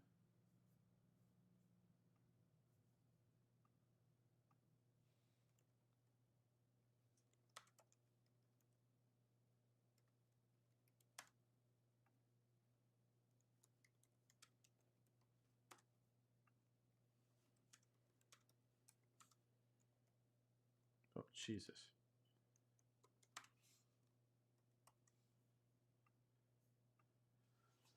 Northflower says, I grabbed my first antique 107 for 100. Second one from ABC for 70. Worth it.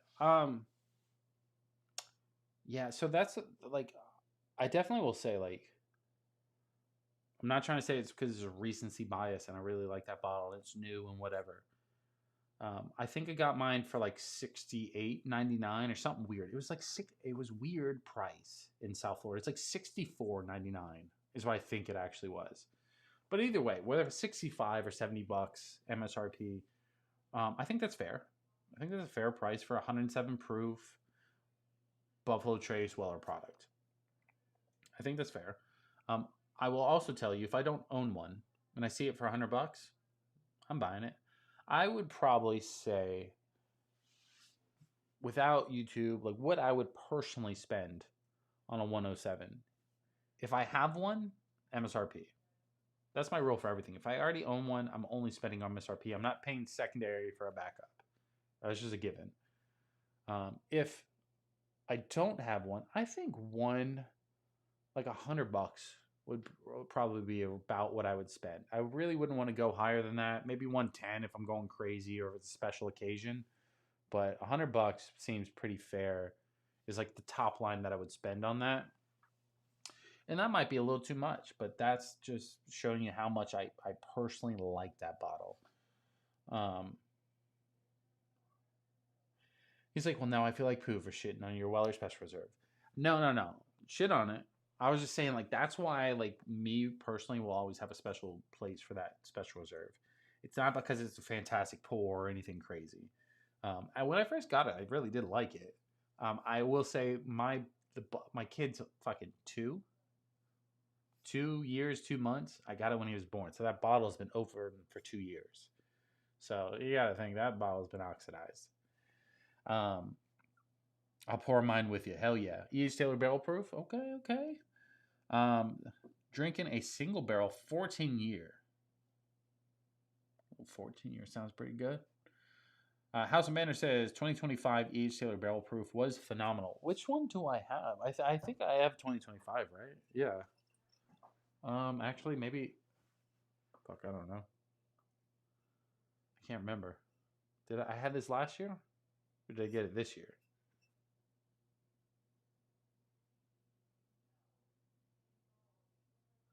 I have the 127.2 proof, so I think I have the second one of 2024 or 2025. I'm sorry. I can't even remember how to read the code on it. It's been that long. Buchanan's Two Souls from Robotel. Okay. I haven't really dove into Buchanan's. I hear good things, but not good enough for me to go get them. Oh, did the other camera die? Damn, bro. You could have told me. Could have told me. I'm all up close on my face.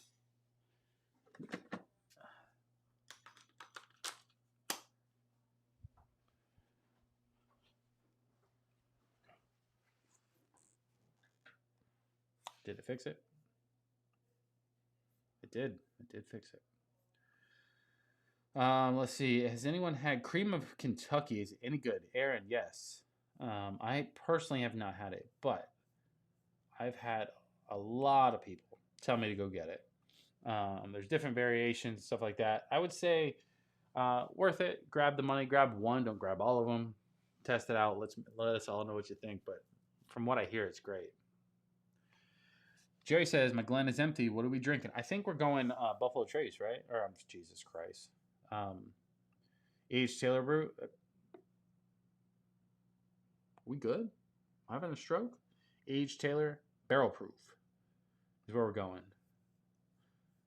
Somebody else give me another contender to go against Little Book, and I'll do another one.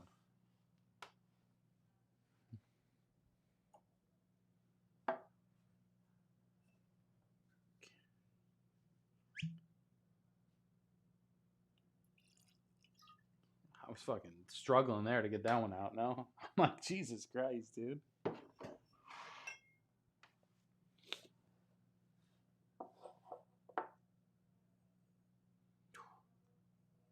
See, that's what I mean, like that Buffalo Trace, grapey, sweet vibes. The E.H. Taylor Barrel Proof, it's right there with it, though, bro. Phenomenal shit, though. That's kind of the issue, though. Like, could you imagine, like, you go from Antique 107 to E.H. Taylor Barrel Proof, maybe pull up a little Russell's 15, and then try to go back down to, like, a benchmark? It's just sometimes, like, you get spoiled, you know? I will say, there was a stretch between me going live and now where I was just drinking, like, bottom shelf shit. I was drinking Benchmark. Obviously, I had some OGD, which isn't really bottom shelf in my opinion, but still good. And which one was it? I had like Caribou. I still have my Caribou bottle, unfortunately. I haven't dumped it. But I poured that in like a little mixed drink, and I'm like, this isn't horrible in a mixed drink. You just mask it with soda, but I just thought it was funny that I'm like, when you on that bottom tier, nothing's too far that bad, you know? I get cherry on Buffalo Trace. That's my usual giveaway. Yeah, cherry, grape, like this very like fruit sweet forward note. Most Buffalo Trace are very cherry. Each Taylor typically leans a little bit more like grapey, but I also like sometimes recognize it as like an old fashioned cocktail cherry, where it's not like an artificial cherry. It's almost like an aged in bourbon style cherry, if that makes sense. Cognac says, okay, I'm back. Yeah, I have a bottle. Would love to send you and get your opinions on. Cognac, do you have my email? I'm just going to drop my email.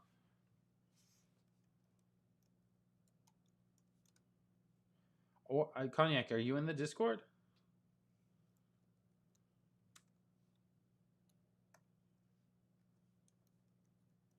I think you are. If I'm just gonna drop it anyway. It doesn't matter. Email if you want to. Just don't spam me. That's my email. Email me anything about Call Me Old Fashioned shit. Or if you're in Discord, it's probably quicker if you just message me in Discord. I only check my email so often because I get a lot of fucking spam. No, sir. Now I do. You are on the Discord. Yeah, just message me in Discord then. It's probably faster. I look at Discord every once in a while. You know, especially when I'm focused on like bourbon stuff. My email, every once in a blue moon, I get so many like sponsorship fucking emails that are like, you want to fucking sponsor this toaster? I'm like, what the fuck does a toaster have to do with bourbon? I got one. They're like, let's do a coffee maker. And I was like, I mean, I love the coffee maker. I'd do the fucking video for the coffee maker. But, like, nobody that's watching this is going to go, you know what? He has a coffee maker. I want it. So I'm like, it doesn't make sense for you. But if you want to send it to me, I'll make the video. So if you see me making coffee videos, just know, like, I did it for the coffee maker. Yeah. Jerry says, each Taylor barrel proof batch 14 poured. Let's go. Which proof is yours, Jerry? Because I'm pretty sure that's what mine was. Batch 14. It's been a minute. I have the 127.2 proof. Let me know.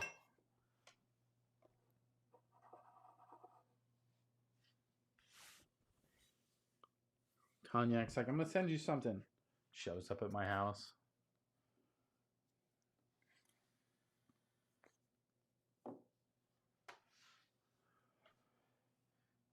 I think next week, if I go live, which is a high likelihood, but not guaranteed yet. I'm just trying to be honest. Not guaranteed, but a lot high likelihood. Next week we should do like a call-in show. 127.2. That's what I have. We're twinsies. All right, let's do it together. Let's drink this pour. Sweet, spicy, little ethanol, little cherries.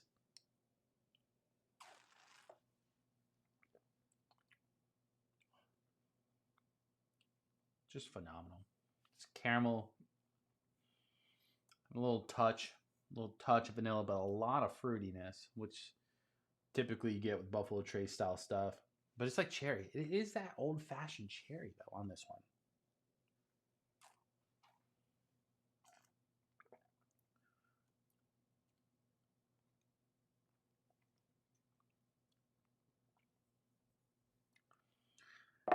The fruit notes really complex with the higher proof stuff when it comes to the Buffalo Trace lineup. It's like on the sip, you get like cherry, old-fashioned cocktail style stuff. And then on like the finish to almost like the breathe out, because I kind of do this weird thing where I breathe in and then I kind of breathe it out on like the breathe out. Excuse me. It's like very like grapey vibes on it. Little cinnamon, little spice. It's good, bro. It's fucking good.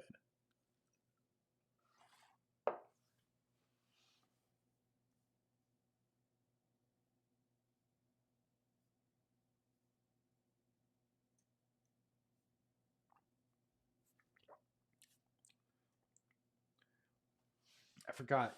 Cognac also out here making YouTube videos. I've watched a couple of his.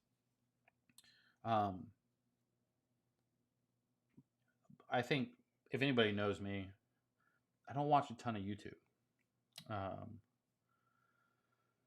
I try every once in a while, but I almost have to like set time. I'm kind of a weirdo. I don't want to spend a ton of time on my phone. I do to an extent, but I used to do it. I used to do it a lot, especially when I had my own business. I lived on this thing, dude. Like, I wouldn't put it down. I was constantly researching, and one of the better parts of no longer having my own business is I don't have to anymore. I get to. There's a difference, you know. Here he is. I found his channel. Oh, the fuck me, bro. I wasn't even subscribed. My bad, bro. Guys, Cognac's only at 24 subscribers. Somebody, y'all go subscribe to him. Give him a little bit of love. Go watch a couple of videos. Make fun of him. It's kind of half the battle. So Cognac, if you're not letting people make fun of you, then you're in the wrong business. Because I'm gonna make fun of you too, in a good way. Jerry says, it's like spicy grenadine. Oh, that's a good way of explaining it. That's like, you Google that shit. The fuck is that? Why did you do that so good? Spicy grenadine is a great way to explain that pour. Like, it's not spicy grenadine, obviously, but like a spicy cherry with a little bit of pepper. That's phenomenal. I can't say it any better. That was fucking great, dude. Look at Jerry. Oh, shit. I've watched a few of his videos, and they are good. There you go. See?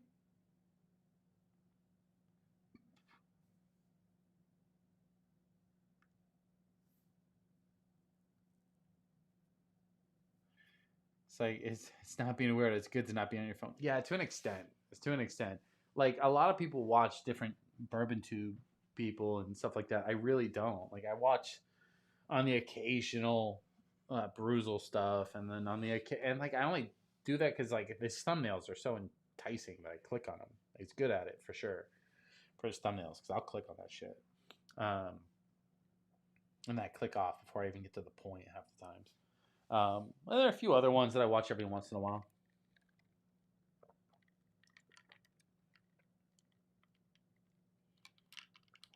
Jerry's like, I watch YouTube on my TV, but I'm old. I do too, though. I watch YouTube on the TV. What's funny is like when I go to like Airbnbs, like I just was, I go on and I go search up Call Me Old Fashioned. I'll just leave that thing running. That way, the next guest is like, "Who's this?" So if you're at the last if you're at a new Airbnb for the first time, you're watching my channel, you're welcome. Also, fluff the pillows are a little a little stiff. Jerry's like, I'll give him a sub. Yeah, Jerry too. Jerry makes videos too. Don't forget to not give Jerry a little love. He likes to do a little. How do you say it? Jerryoke. See, I got it. No, that's just actually Jerry actually can sing though. Don't let him fool you. He'll be drinking, but he can sing. All right, let's. I didn't make another poll. I don't believe. Yeah, I messed that up. But let's do a little bit of Little Book. I'm gonna grab a new Glen. I washed them right before the stream, so this one had a little bit of water in it. That's my fault. Oh shit.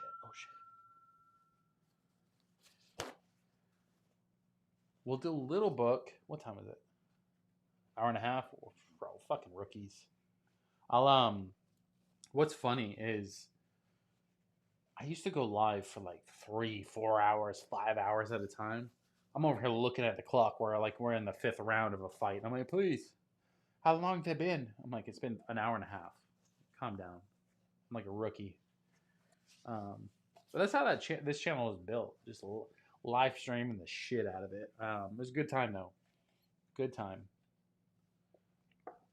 All right, let's do Little Book, and then let's put in 2 contenders. We'll do a poll, and then that will be our last pour. We'll let that go for a little bit too. So, start poll.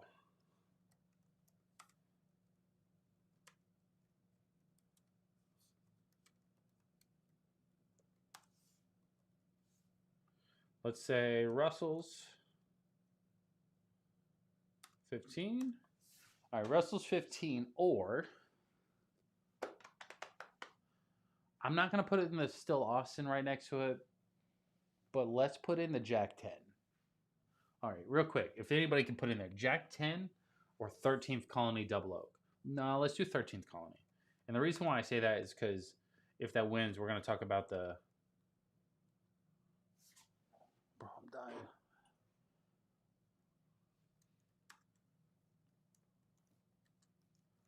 That's tripping. What's the fucking proof?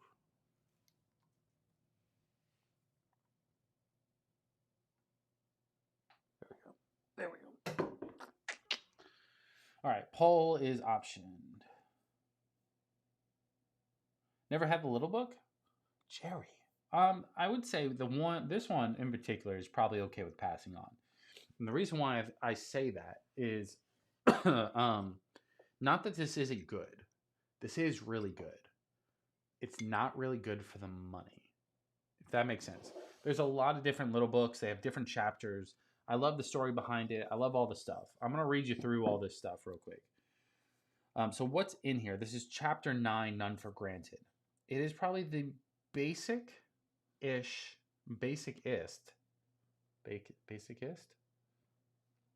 the most basic little book that's came out.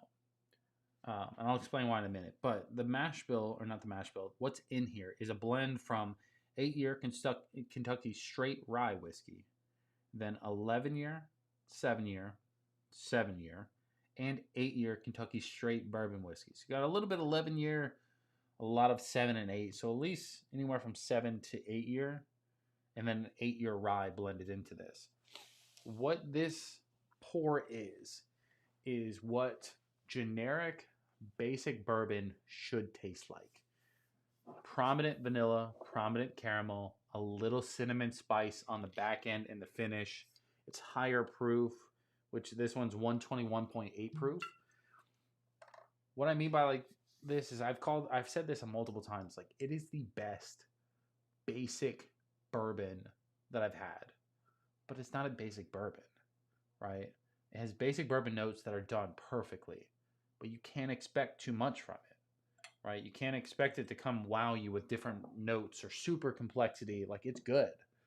But I believe this bottle is like 150, 160, something high. And I go, I like the proof. I like the flavors. I really like it. I'm glad I own it. I'm not glad I paid for it, if that makes sense.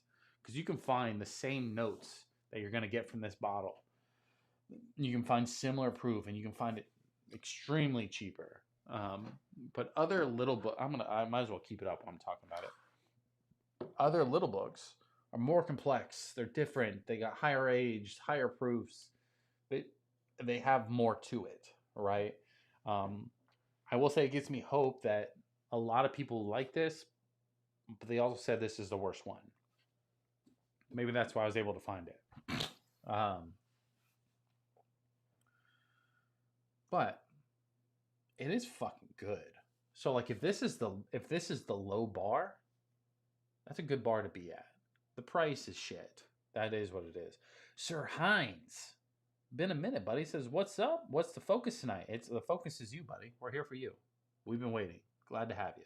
Happy Friday. The focus was we did a little side by side with Travelers. 90 proof versus full proof. We talked about Weller Special Reserve and Antique 107 flooding the market. And then we just started drinking, talking all types of craziness. So you know how these streams go. Cognac says, "Boom, you have a follow Jerry." Good guys. Follow each other. Cognac says, 13th Colony Double Oak is crazy good. I love it. Both of them. I love both of these bottles, by the way. Tough choice, thanks. What's the price? It's the price that keeps me away. Same. Knob Creek single barrel 9 years, 120 plus proof, $65. Why do I need Little Book? Why do you need Bookers? That's my point. I will say this is better than Knob Creek. I don't care which way it's drawn up. I haven't had a Knob Creek that is this good.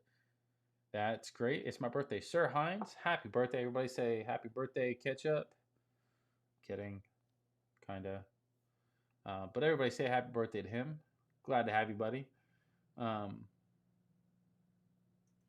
says, y'all want to see the next bottle I'm getting? Yeah, of course we want to see. Why wouldn't we?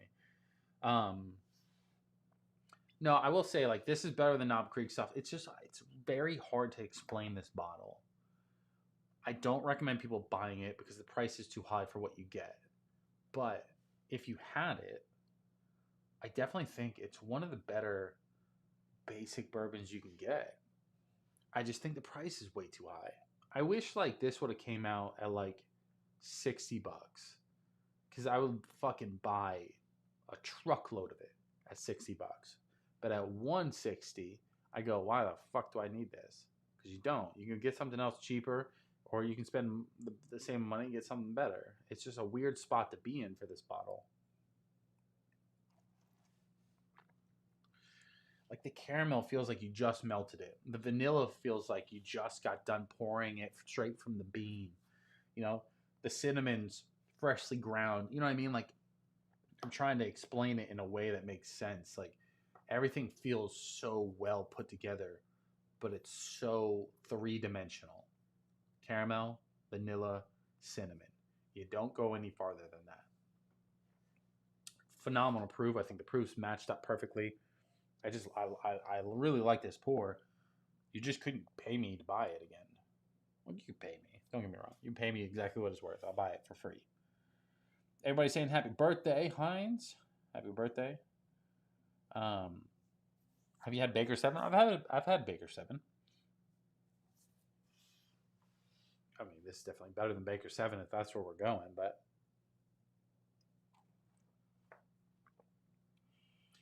I will say the caramel note on this one is very, very rich. It almost feels like you just got done making the caramel. It's in the pot still, and you're whipping it up, and it's still melty, and it's just like, all right, fresh caramel. So that's what I mean. Like, it's a caramel note. At the end of the day, that's all it is. But it just feels like the best caramel note.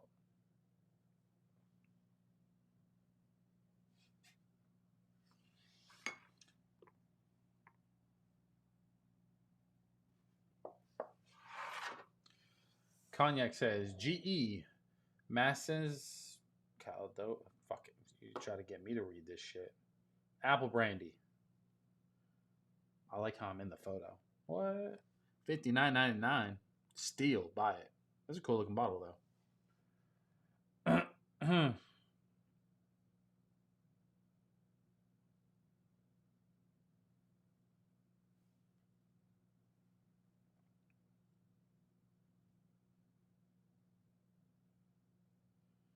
Bourbon 904 joined the Discord. Welcome. IROC, bro, where you been, bud? You're waiting for me to get fucking lit up so we can talk about OGD, or what's up? IROC, welcome to the stream, baby. Happy Friday. Glad to have you. Miss you, buddy. Been a minute. The live stream's been a minute. It's been 2 months. We're calling it 2 months. It hasn't fully been 2 months, so we can't. Don't give me too less of credit, but don't give me too much credit either. Sir Hines says, celebrating with Copper and Cast. Batch 2 here. Hell yeah. I haven't really had any of the Copper and Cast stuff. Somebody just sent me one in the Discord. I hear it's fantastic. So, one of those bottles that maybe they didn't tell us the details, or might feel more justified.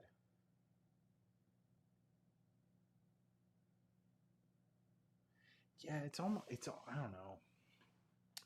I wish they, like, for the little book, I'm almost like, you told me everything. I tasted everything, and I go, it's still not worth the price. But, like, the age statement, everything makes sense. That's the part that sucks. Is like, I go, I understand why you charge more. There's 8-year, there's 10 or 11-year, 7-year, 7-year, and 8-year, and 8-year rye. There's multiple stuff that goes into this one.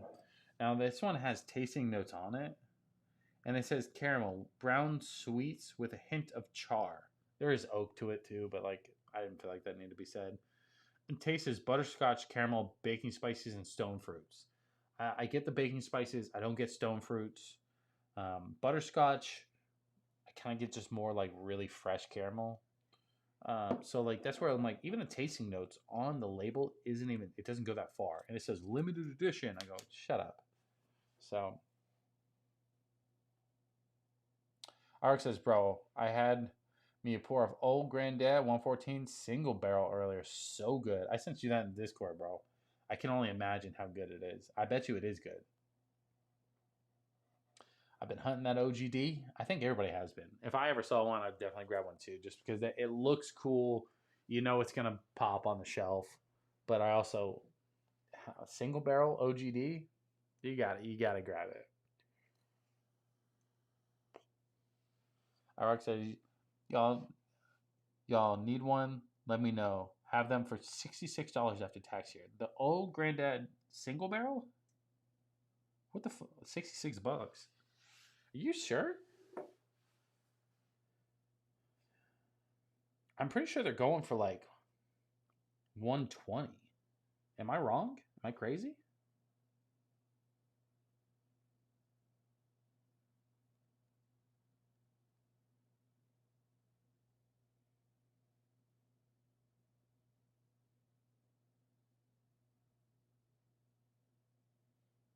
fuck, I clicked on somebody's video. I'm watching a commercial now. Get out of here.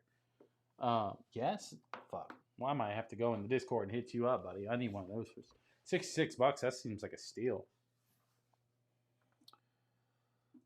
We are in the golden age of bourbon, in my opinion. I love that.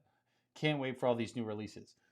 Yeah, that's what kind of going back. Just to circle back to the antique 107s.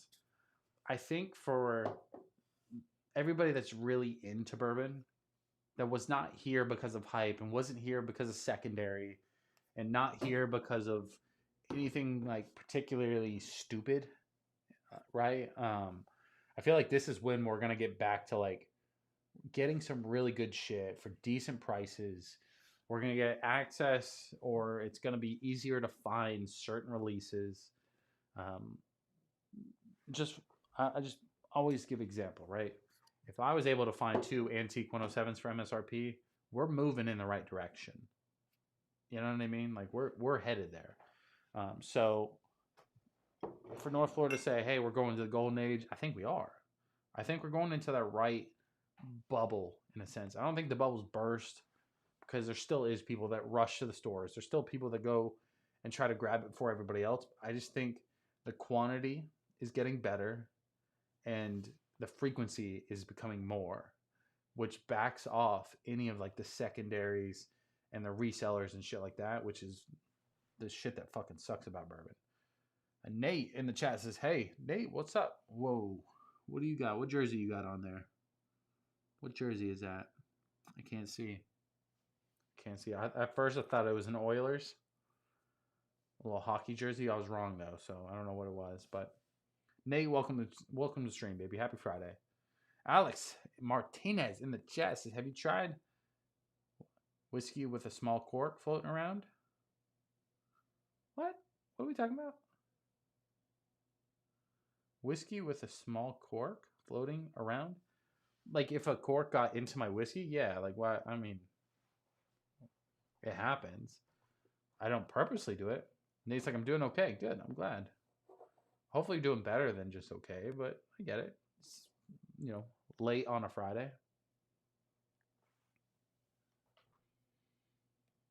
I do have one bottle, Pursuit United, that the cork stuck in it. So I got to find a way to get that out.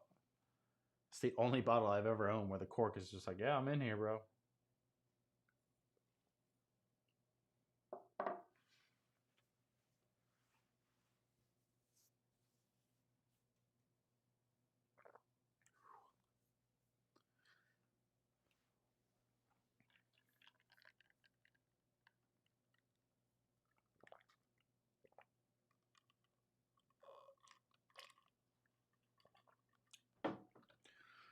All right, so the poll right now is Russell's 15, 13th Colony Double Oak. 13th Colony Double Oak's winning by 1 vote. I'm going to let it go for like another minute, and then we'll pour it up, and then we'll end the stream in like 10, 15 minutes or so. Cognac says, it's actually the same for Cognac and Armagnac lately. It's been popping off lately. And so had bourbon. And call me old fashioned. Do you like American single malts? Anything Scotch, I typically don't like. I'm not opposed to trying it. I'd love to branch out. My issue with Scotches in general is anything that seems remotely good is also somewhat expensive. And what I mean by expensive is like even if it costs $50, like individually not that expensive, but $50 for something I'm not going to drink is kind of upsetting. So I've kind of been staying away a little bit. I was hoping to find like a couple friends that just have like a really good Scotch collection and go try a couple things. Not be greedy, but play the field. I haven't yet, so maybe one day. Nate says, yeah, just dealing with some doctor's appointment. I'm gonna have surgery on the 4th. Well, damn, bro. Well, I'm sure it's going to go good. No reason to stress over it. But sorry you have to deal with that, though. That sucks. So we're always here. People in the chat, me, whatever you need. RX says, use toothpicks around the edges of the cork. That's not a bad idea. So I'm just going to show you how extreme it is. Like mine's, it's It's just stupid. Like, the top comes completely off, so now it's just cork, but there is cork sticking out. I thought about using my wine thing, but at the same time, I really haven't had a, like, I feel like if I open this, it's like, all right, cool, got to drink it. It's 108 proof, so it's really not like a horrible option to drink. But I feel like if I open it, I'm going to drink it within a couple weeks. And I can see the cork's a little cracked on the inside. So let's just set this over here. I may pour it into a decanter. You never know. Alex says Penelope had small pieces floatings. Yeah. It's Penelope, though. You got to just kind of expect that. Jerry says, did you enter the 13th Colony 00 lottery yet? Yes, I did. I also posted in the Discord. If you guys haven't, enter in. Like, it's free to enter. If you win, you just pay for the bottle at MSRP. If I still have the email, I probably deleted it, to be honest. Oh, here it is.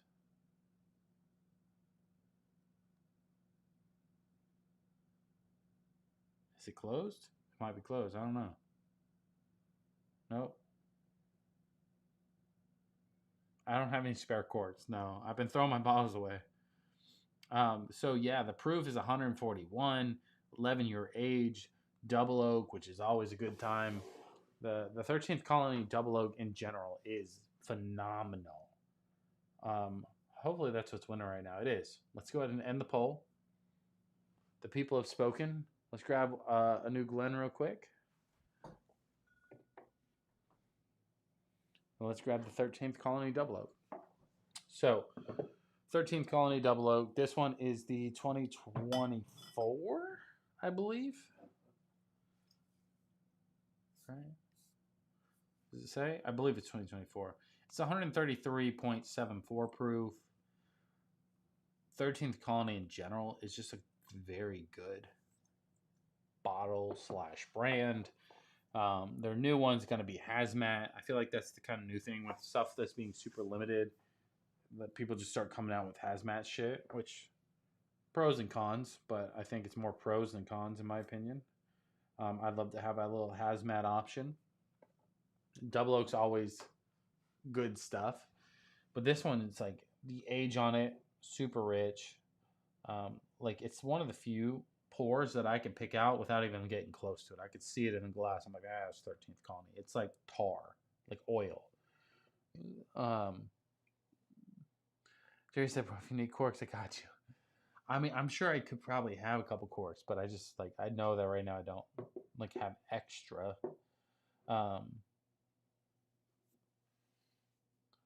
Sir Hines says, you'll be ready to dance by Memorial Day, Nate. Yeah, you will. Oh, wait. Nate says, yeah, I've had a broken foot. Damn. That does suck. We'll say about a year ago, I had like 2 or 3 broken ribs. I was down for the count for a while. But you can see I'm dancing. I got the moves now. I can breathe. That was the main thing. I was over here breathing shallow. People kept saying I was going to get ammonia and shit. Alex says, on my days, I remember you getting that at a meetup. Oh, my days. I remember. Yeah, I did. I was fucking, it was cool. It was like one of the few videos I made of like getting bottles.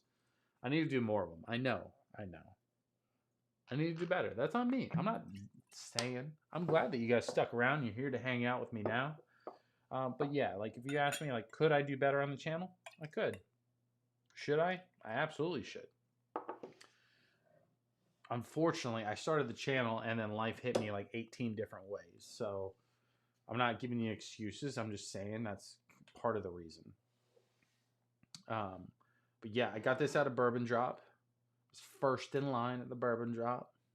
Shout out North Florida. He basically paved the way because I showed up earlier than everybody.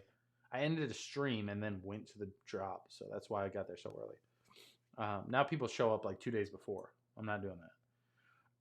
but I got this, and I got the store pick, and then I got put into a lottery, which I happened to win, and that's how I got the Russell's 15.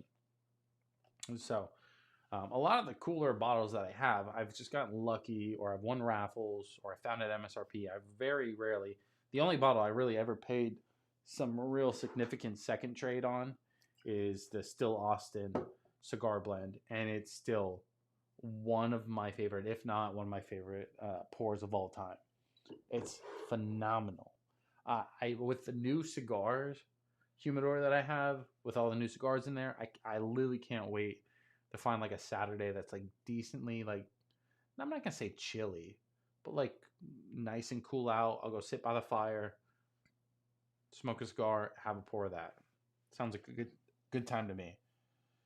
Kanye says, boom, there you go. If you want to dip your finger in American single malts, this bottle is phenomenal. Great starting point, and I think you would love it. Okay, all right. You ain't got to talk me into it. Let me see. Let me take a look. Let me take a look. If it's Johnny Walker, bro, I swear to God. Oh, Blue Peak. Yeah, okay. So I have I've had a few people kind of recommend this one to me if I wanted to start into any kind of scotch. So I think that would be really cool. I wonder if I can find it around me. Stranahan's, what's the proof? I can't tell, but I guess it really doesn't matter. Bro, Jerry has like 18 billion corks. I should do that. I should keep the cork, shouldn't I? Yeah, that's me. That's my fault. I fucked up. I should just throw them in like a little container. Broke my ribs in a car wreck when I was 17. My girlfriend at the time was thick. And you know what teens do. She killed my... There you go, buddy. Can't wait to have a fire. I got a huge pile of yard debris to burn through. Damn burn ban. Yeah, the burn ban here in Florida is pretty crazy. What sucks is I have a feeling we're not going to be able to do fireworks on 4th of July. I always go really big for 4th of July, so I think I may end up in depression if that actually stays intact. But I understand why, but I'm not going to like it. North Florida says, you need to try the Barrel Cigar Batch. Only $89.99 a total wine. Very good bottle. Only $90 is a little hard to say, but cigar blends or cigar batches in general are always a little pricier. So for $90, I wouldn't say that's horrible. But if it pairs good with a cigar, I probably would pull the trigger. Because, I mean, the Penelope isn't bad. It's not my favorite. The Still Austin's phenomenal. I really want the Madness cigar blend.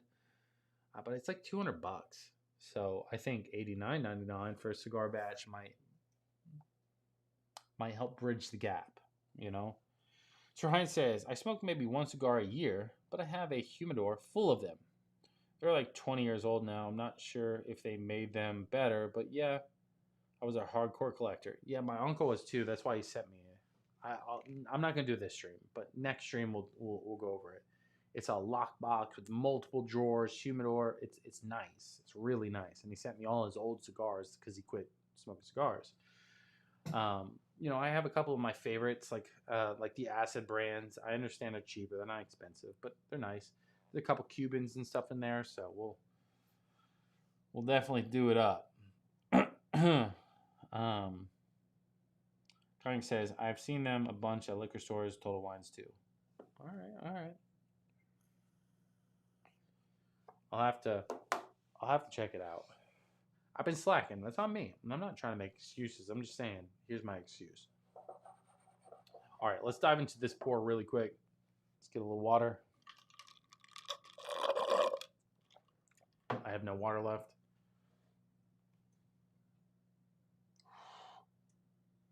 I will, like, 13th Colony is so prominent. Like, you know what you're smelling. You know what you're sipping. It's like one of the few bourbons I think I could do on a blind. I would guess every time, 15 times out of 10. That's how much I know I could guess this bottle. Alex says, "Call me old fashioned. Try a fancy burnt apple wood drink, small wood chips." I could, but like, what am I gonna burn? What kind of drink, Alex? You gotta give me more than that. Give me something. Like, what do you want me to do?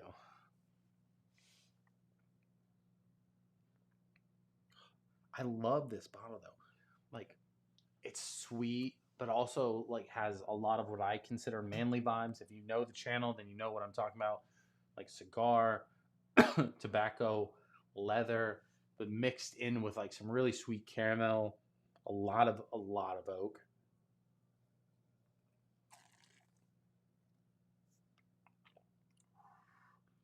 The proof, honestly, like going up, like the proof on this is going to be like almost 10 extra points.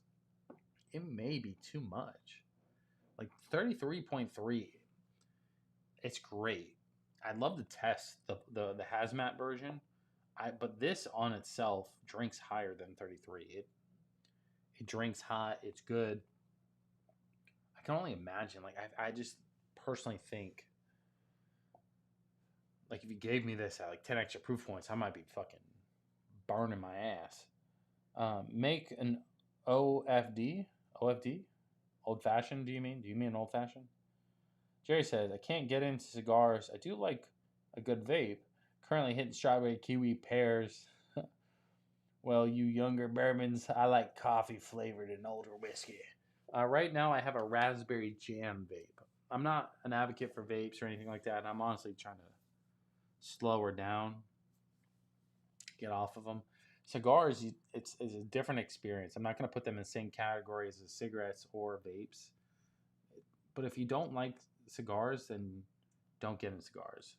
That's always my advice. Not just for Jerry, but that's for everybody. Like, don't force a habit just to like the habit. You know, it's the equivalent to though of like drinking bourbon. If you like high proof bourbon and you like the tasting notes and you like that kind of stuff, then a cigar is a different version of that, in my opinion. That's the way I approach them. I don't like them because I'm just smoking something. I don't like them because I'm puffing on something. You know what I mean? Like, it's not like that. I like the tasting notes. Personally, I like tobacco and stuff like that, you know, every once in a while. And, you know, I just personally like pairing them. I don't like cigars by itself. You know what I mean? Like, I wouldn't just go like, I need a cigar. Let me go smoke a cigar. I wouldn't do that. I would always pair a cigar with whiskey.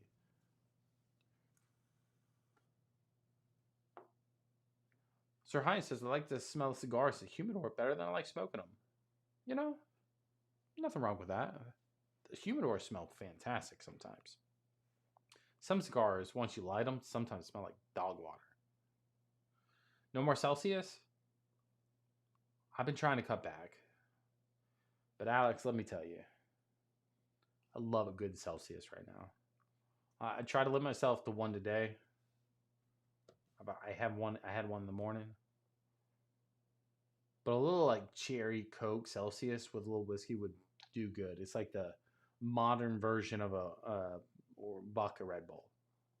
But I'm not going to do that. It's almost midnight where I'm at. All right. I can make a quick old fashioned though. If we're 2 hours, we'll try to end it within like the next 20 minutes. I can make a quick old fashioned and then end it. I can do that. Maybe. Should I? Maybe not.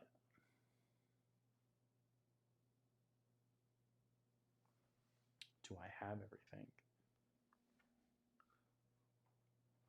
I don't think I have any more simple syrup.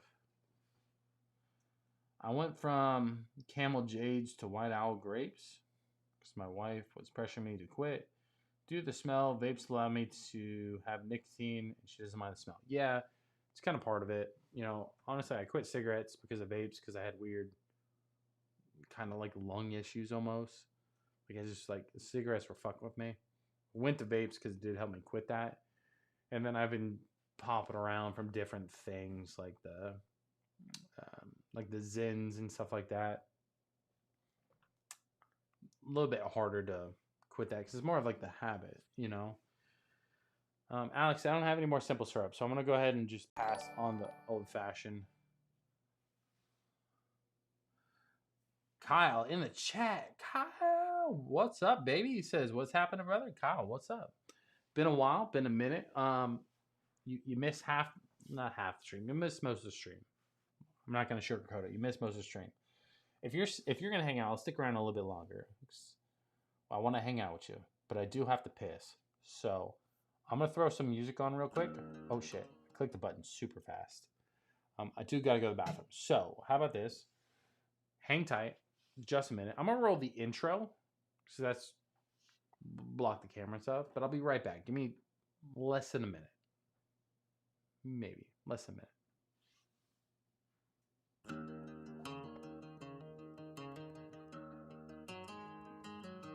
Yeah, pour it up, let the bourbon speak. Call it old fashioned, we bringing that heat. 100 proof, sipping flavor on blast. Dabbling with the real view, raise your glass. Bourbon hunting for unicorns, that's the chase. High ride heat, put a smile on my face. Respect to the OGs, yeah, they set the tone. Tucks, Mr. Lopez, I rock, there it gone. Notes hit strong, low key, smooth ride. I'll see you on the other side.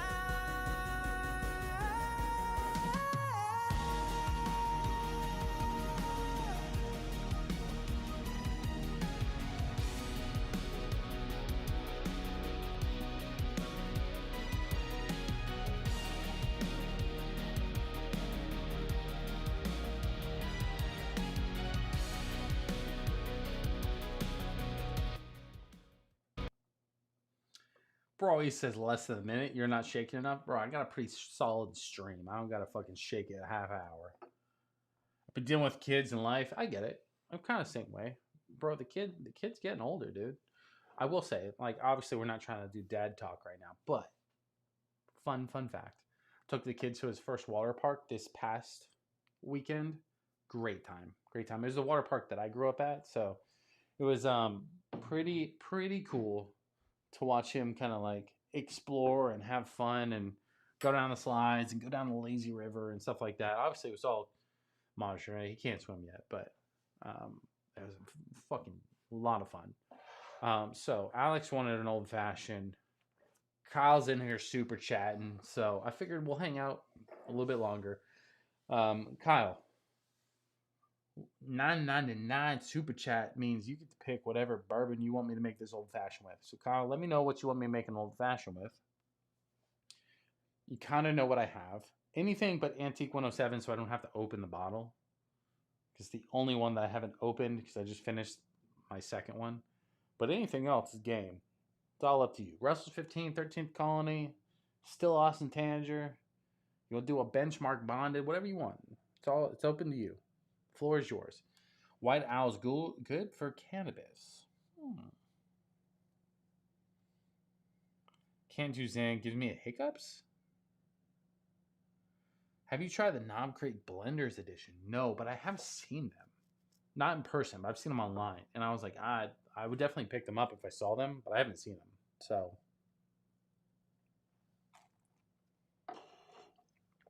but it could be something we have in the future.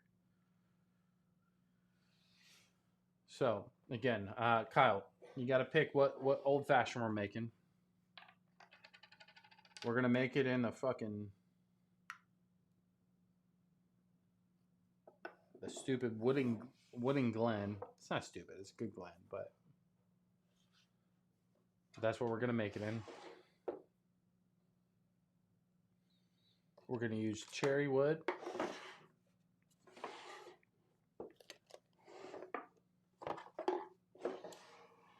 Bring back the classic Woodfords. Oh, fuck, dude. I just finished off my Woodford's Double Oak.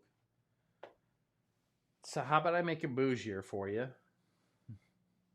And I'll give you an option of two.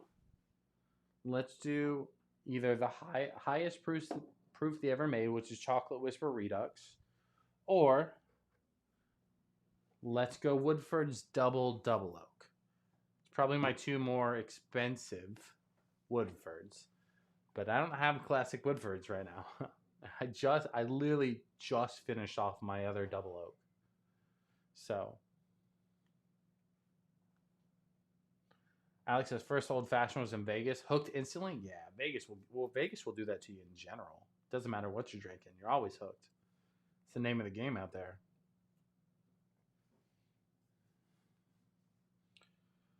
So yeah, I mean, again, we can do Chocolate Whisper Redux, which is 139.4 proof. That's the limited edition distillery only 2025, or we can do double oak. I mean, fucking shit. If you want to get crazy too, we can also do the Woodford's 121.2 proof, the batch proof. Kyle says $4.99, double. Kyle, I appreciate the super chats, by the way, buddy. Yeah, well, let's do double. I will say, nothing wrong with this, by the way, but I always point out is the bottle is now going to be officially under a half. It's already kind of like at, if not like right under anyway. But when we push it now, yeah, fucking shit. Looking at it in the camera, like it's definitely under half. So it's gonna need to be finished soon. Oh shit. Oh, I need to flip my bottles.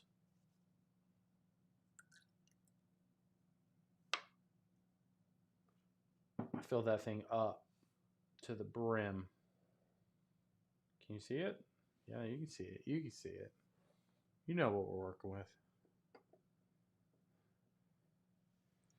I just fucking spilt the shit out of that. That's on me. I don't know. I don't know what I was thinking. That's my fault. That's I thought it was gonna work. In my head, I'm like, this is perfect. Definitely gonna nail this. Let's come back.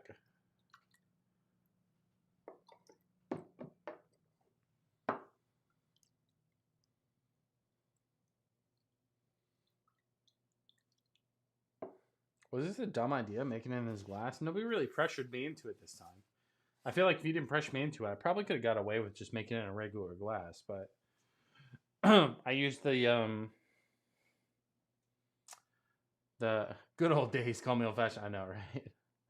I use old fashioned Woodford's cocktail mix. It's some of the better stuff. I like to use it whenever I'm like judging old fashions, just because it's consistency. It is really good though. But let's use cherry wood. Put a couple. That might have been too much.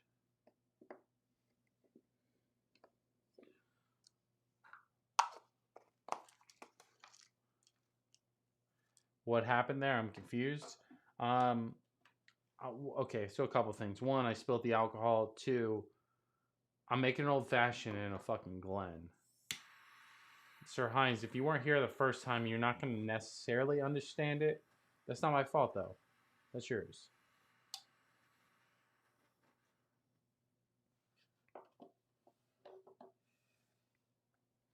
I got this wooden Glen, and then everybody for the longest time was like, make an old-fashioned. I go, I don't know why. But it was really good the first couple times. So I don't necessarily complain about it anymore. Also, if the people ask, the people get it. This is what it is.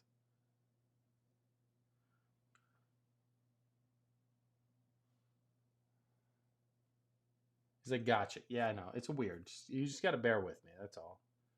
If you expect normalcy, you got to come early in the streams. When we get past a certain extent, like 2 hours, we get fucking weird in here.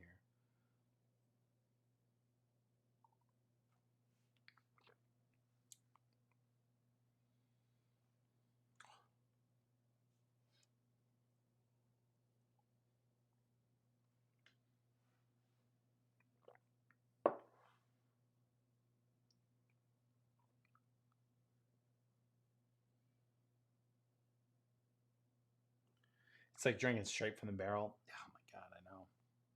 It's phenomenal. It was made perfectly. I'm not saying I'm a perfect old-fashioned maker every time, but I definitely nailed it that time. That's phenomenal. The wooden Glen really does make a difference. I'm not saying this is the proper way you should drink out of this glass. But the double 94.4 proof. Again, some people love it, some people hate it, but I love that bottle.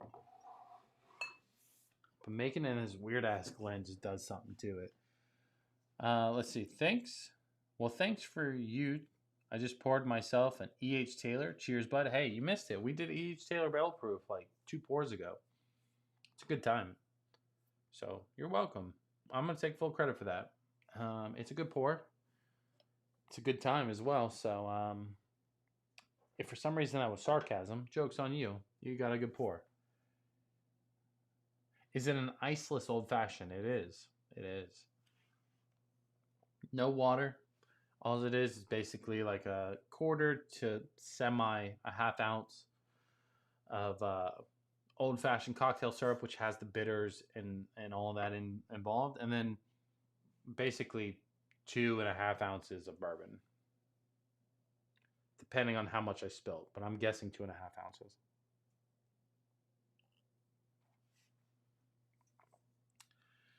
Now, would an old fashioned with ice be better? Yeah, probably. But I'm not going to put ice into it. I don't really have it. Fuck it.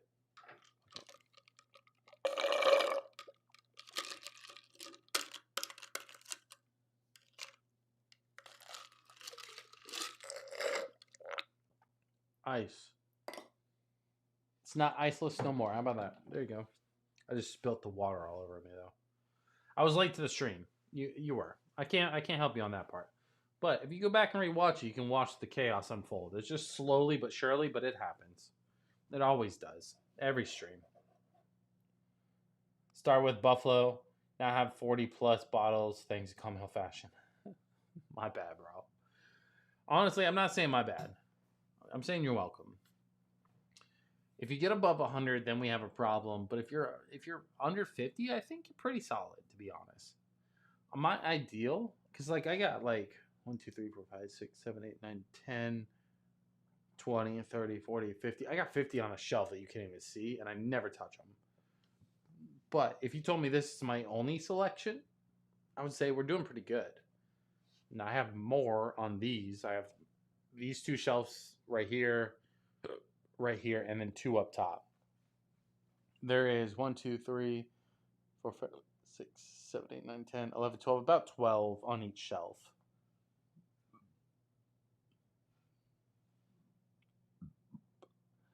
So 48 on the 2,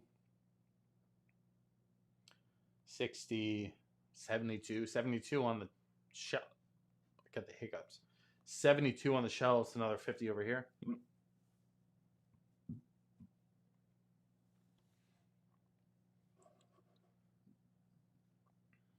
got the fucking hiccups like a motherfucker.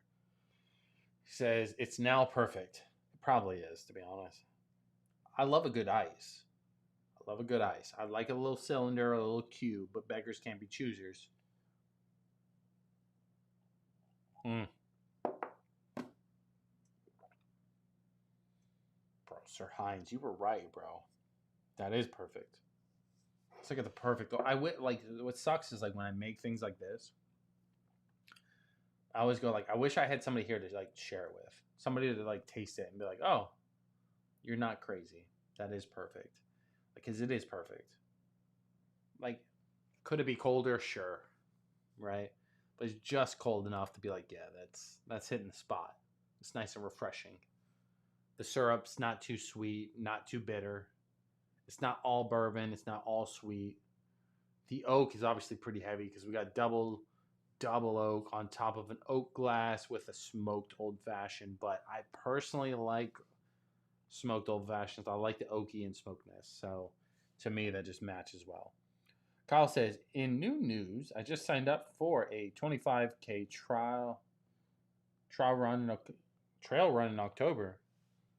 Kyle, where are you doing this run at? Let's hear it. Talk me into it. Let's see if I'll go. Let's see your sales skills. Can you get me there? Can we do it? I've been trying to get into running a little bit more lately, but bro, that chocolate bourbon whiskey was dope. Oh, that hot chocolate? Damn, Alex, that hot chocolate was like not this winter, but the past winter. This is like fucking over 1.5 years ago. But that hot chocolate with the bourbon cream, the Woodfords, the whipped cream that had vodka or something in it. I think that's what it had. Like, that thing was phenomenal.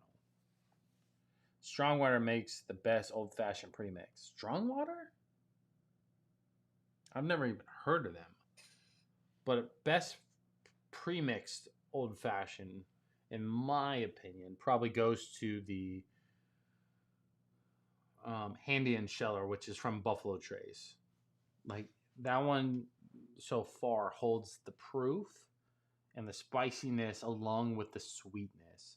A lot of like the Penelopes, they're really good, but they're really, really sweet. So Oklahoma, I want to try and do a run in Florida next year. If you do a run in Florida, I'm 100% about it. No questions asked. All you got to do is say the word. I'll be there. Oklahoma, a little harder. 25K, I think I might get sick that day. Kyle, do you do Ironmans or do you just do runs? I'm talking non-alcoholic premix. Yeah. Oh, okay. So you're talking about like the syrups? I don't know. Old Forester does make one. I've never had it though. But Woodford's by far has made the best old-fashioned syrup. Elijah Craig makes a black walnut syrup that'll make your toes curl, but that's a seasonal thing. But strong water? I've never seen them, but I can promise you if it's an old-fashioned cocktail syrup, I'll definitely be involved. It's only 15.5 miles. Oh, bro, I do that every morning before y'all wake up. I could do that no problem. But like, I'm sick that day in Oklahoma. Like, I just caught COVID, my throat. You know what I mean? But when you come to Florida, let me know. No, I'm kidding. Kind of. If you come to Florida, let's do it. I'm 100% about it. I don't care if I throw up. I'll figure it out. No irons, just working on my way up to the marathons, the end goal is 100K trial run. Nah, I'm not doing 100K. Fuck all that. But if you want to do a run in Florida, I'm all about it. Not 100K though. I'll do a 25K. Like I'll commit to that if that's the line. You know what I mean? 15.5 miles is livable. 100K, I'm gonna probably fucking die. Not because I want to, but because I probably physically can't do that. But if you run in Florida, just let me know. Let's do it. I thought about, my buddy did an Ironman before. I thought about trying to do one. I don't like to swim though. I'll do the bike. I'll do the run. I'm all about it. I don't want to do the swim. Let's do a whiskey run. I thought about setting up something, but I feel like we're a little too out of the mix. It's the way I can describe it. I've been out of the game a little too long to try and like put together, because I'd love to do a run for charity, right? And do like instead of like a beer run or a bourbon mile or a beer mile, do like a bourbon mile, but like do like a long one. Do like a 5K.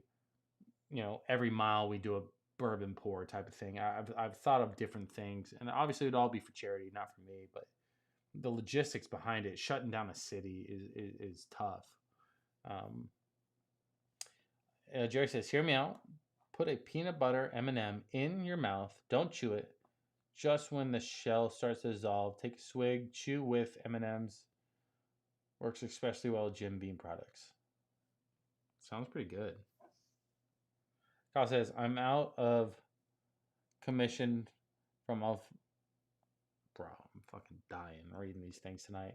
Kyle says, I'm out of commission from lifting until surgery until the end of the year. So there's that. Wait. What's going? Wait. I'm confused. Are you having surgery, or you're not running until the end of the year because of surgery? Wait, you good, bro? What's happening?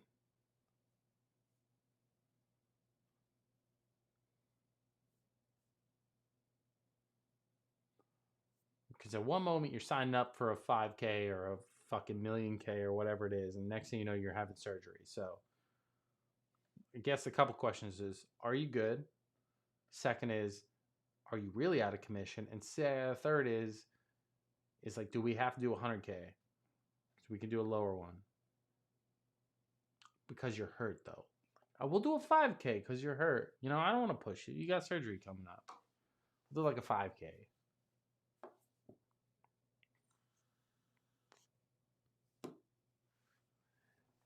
needing an elbow surgery, so it can't lift. So I have started running. Oh, okay, makes sense. Makes sense. Well, that sucks though. Elbow surgery can be fun, but I get it. Like if you're running and you're jogging and you're doing stuff like that, it's not necessarily affecting your elbow. But you really don't want to be out there doing like 100K then you probably want to stick with like a 5K or a quick half a mile or something like that. We do that in Florida. To only do a 1K run. No, I will say like 5Ks are pretty average. I would say that's easily doable. If you can't do a 5K, then don't post it on YouTube. I thought about doing like just for like members only, just doing like some gym workouts and stuff like that. What I do in the gym. So I'm trying to get back into it. I feel like that would help.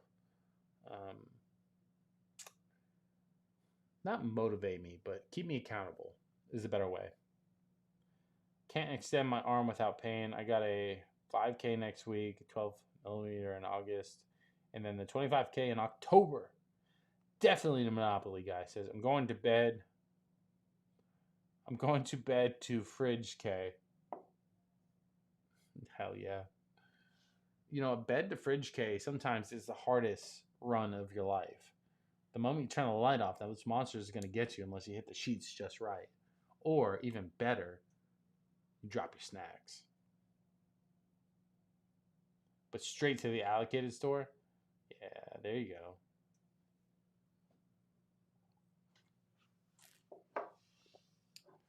I mean, in reality, I used to love running. That was like my thing, is I just did long runs.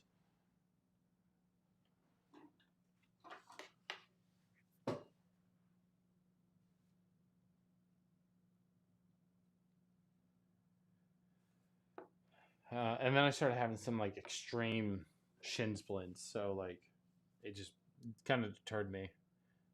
The voices talk to me. Yeah, they keep me company, so I don't scare them off. But I'm not Randy Orton. Sure you are. Liz says, "Good night, boys. Good night, boys." Gents, it's probably about that time we shut her down. 2.5 hours. We've extended it about an hour longer than.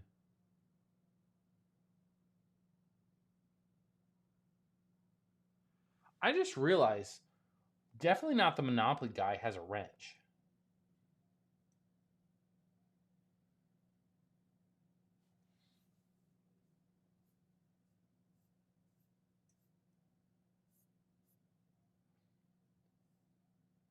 That means it's got to be like Tux, right? Am I tripping?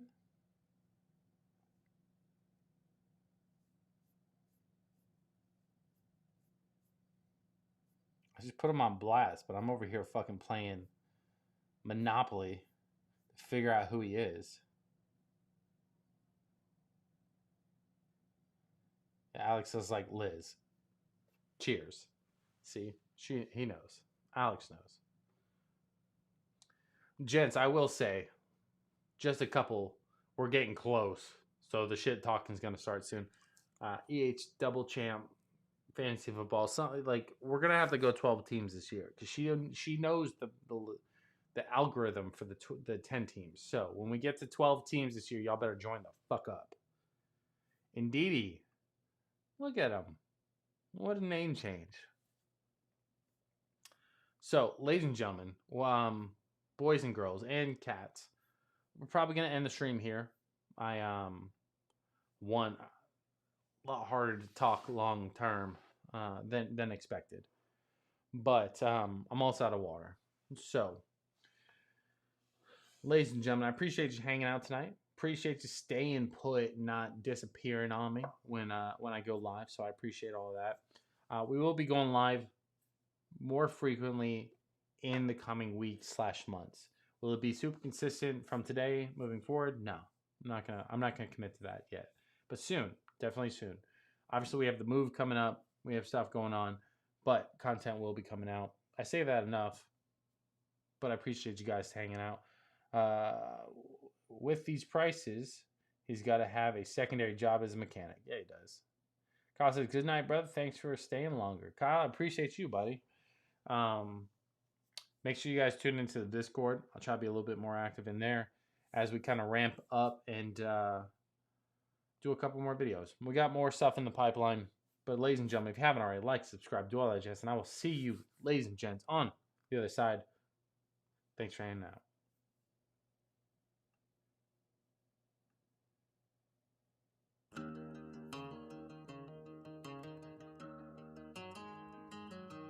Yeah, pour it up, let the bourbon speak.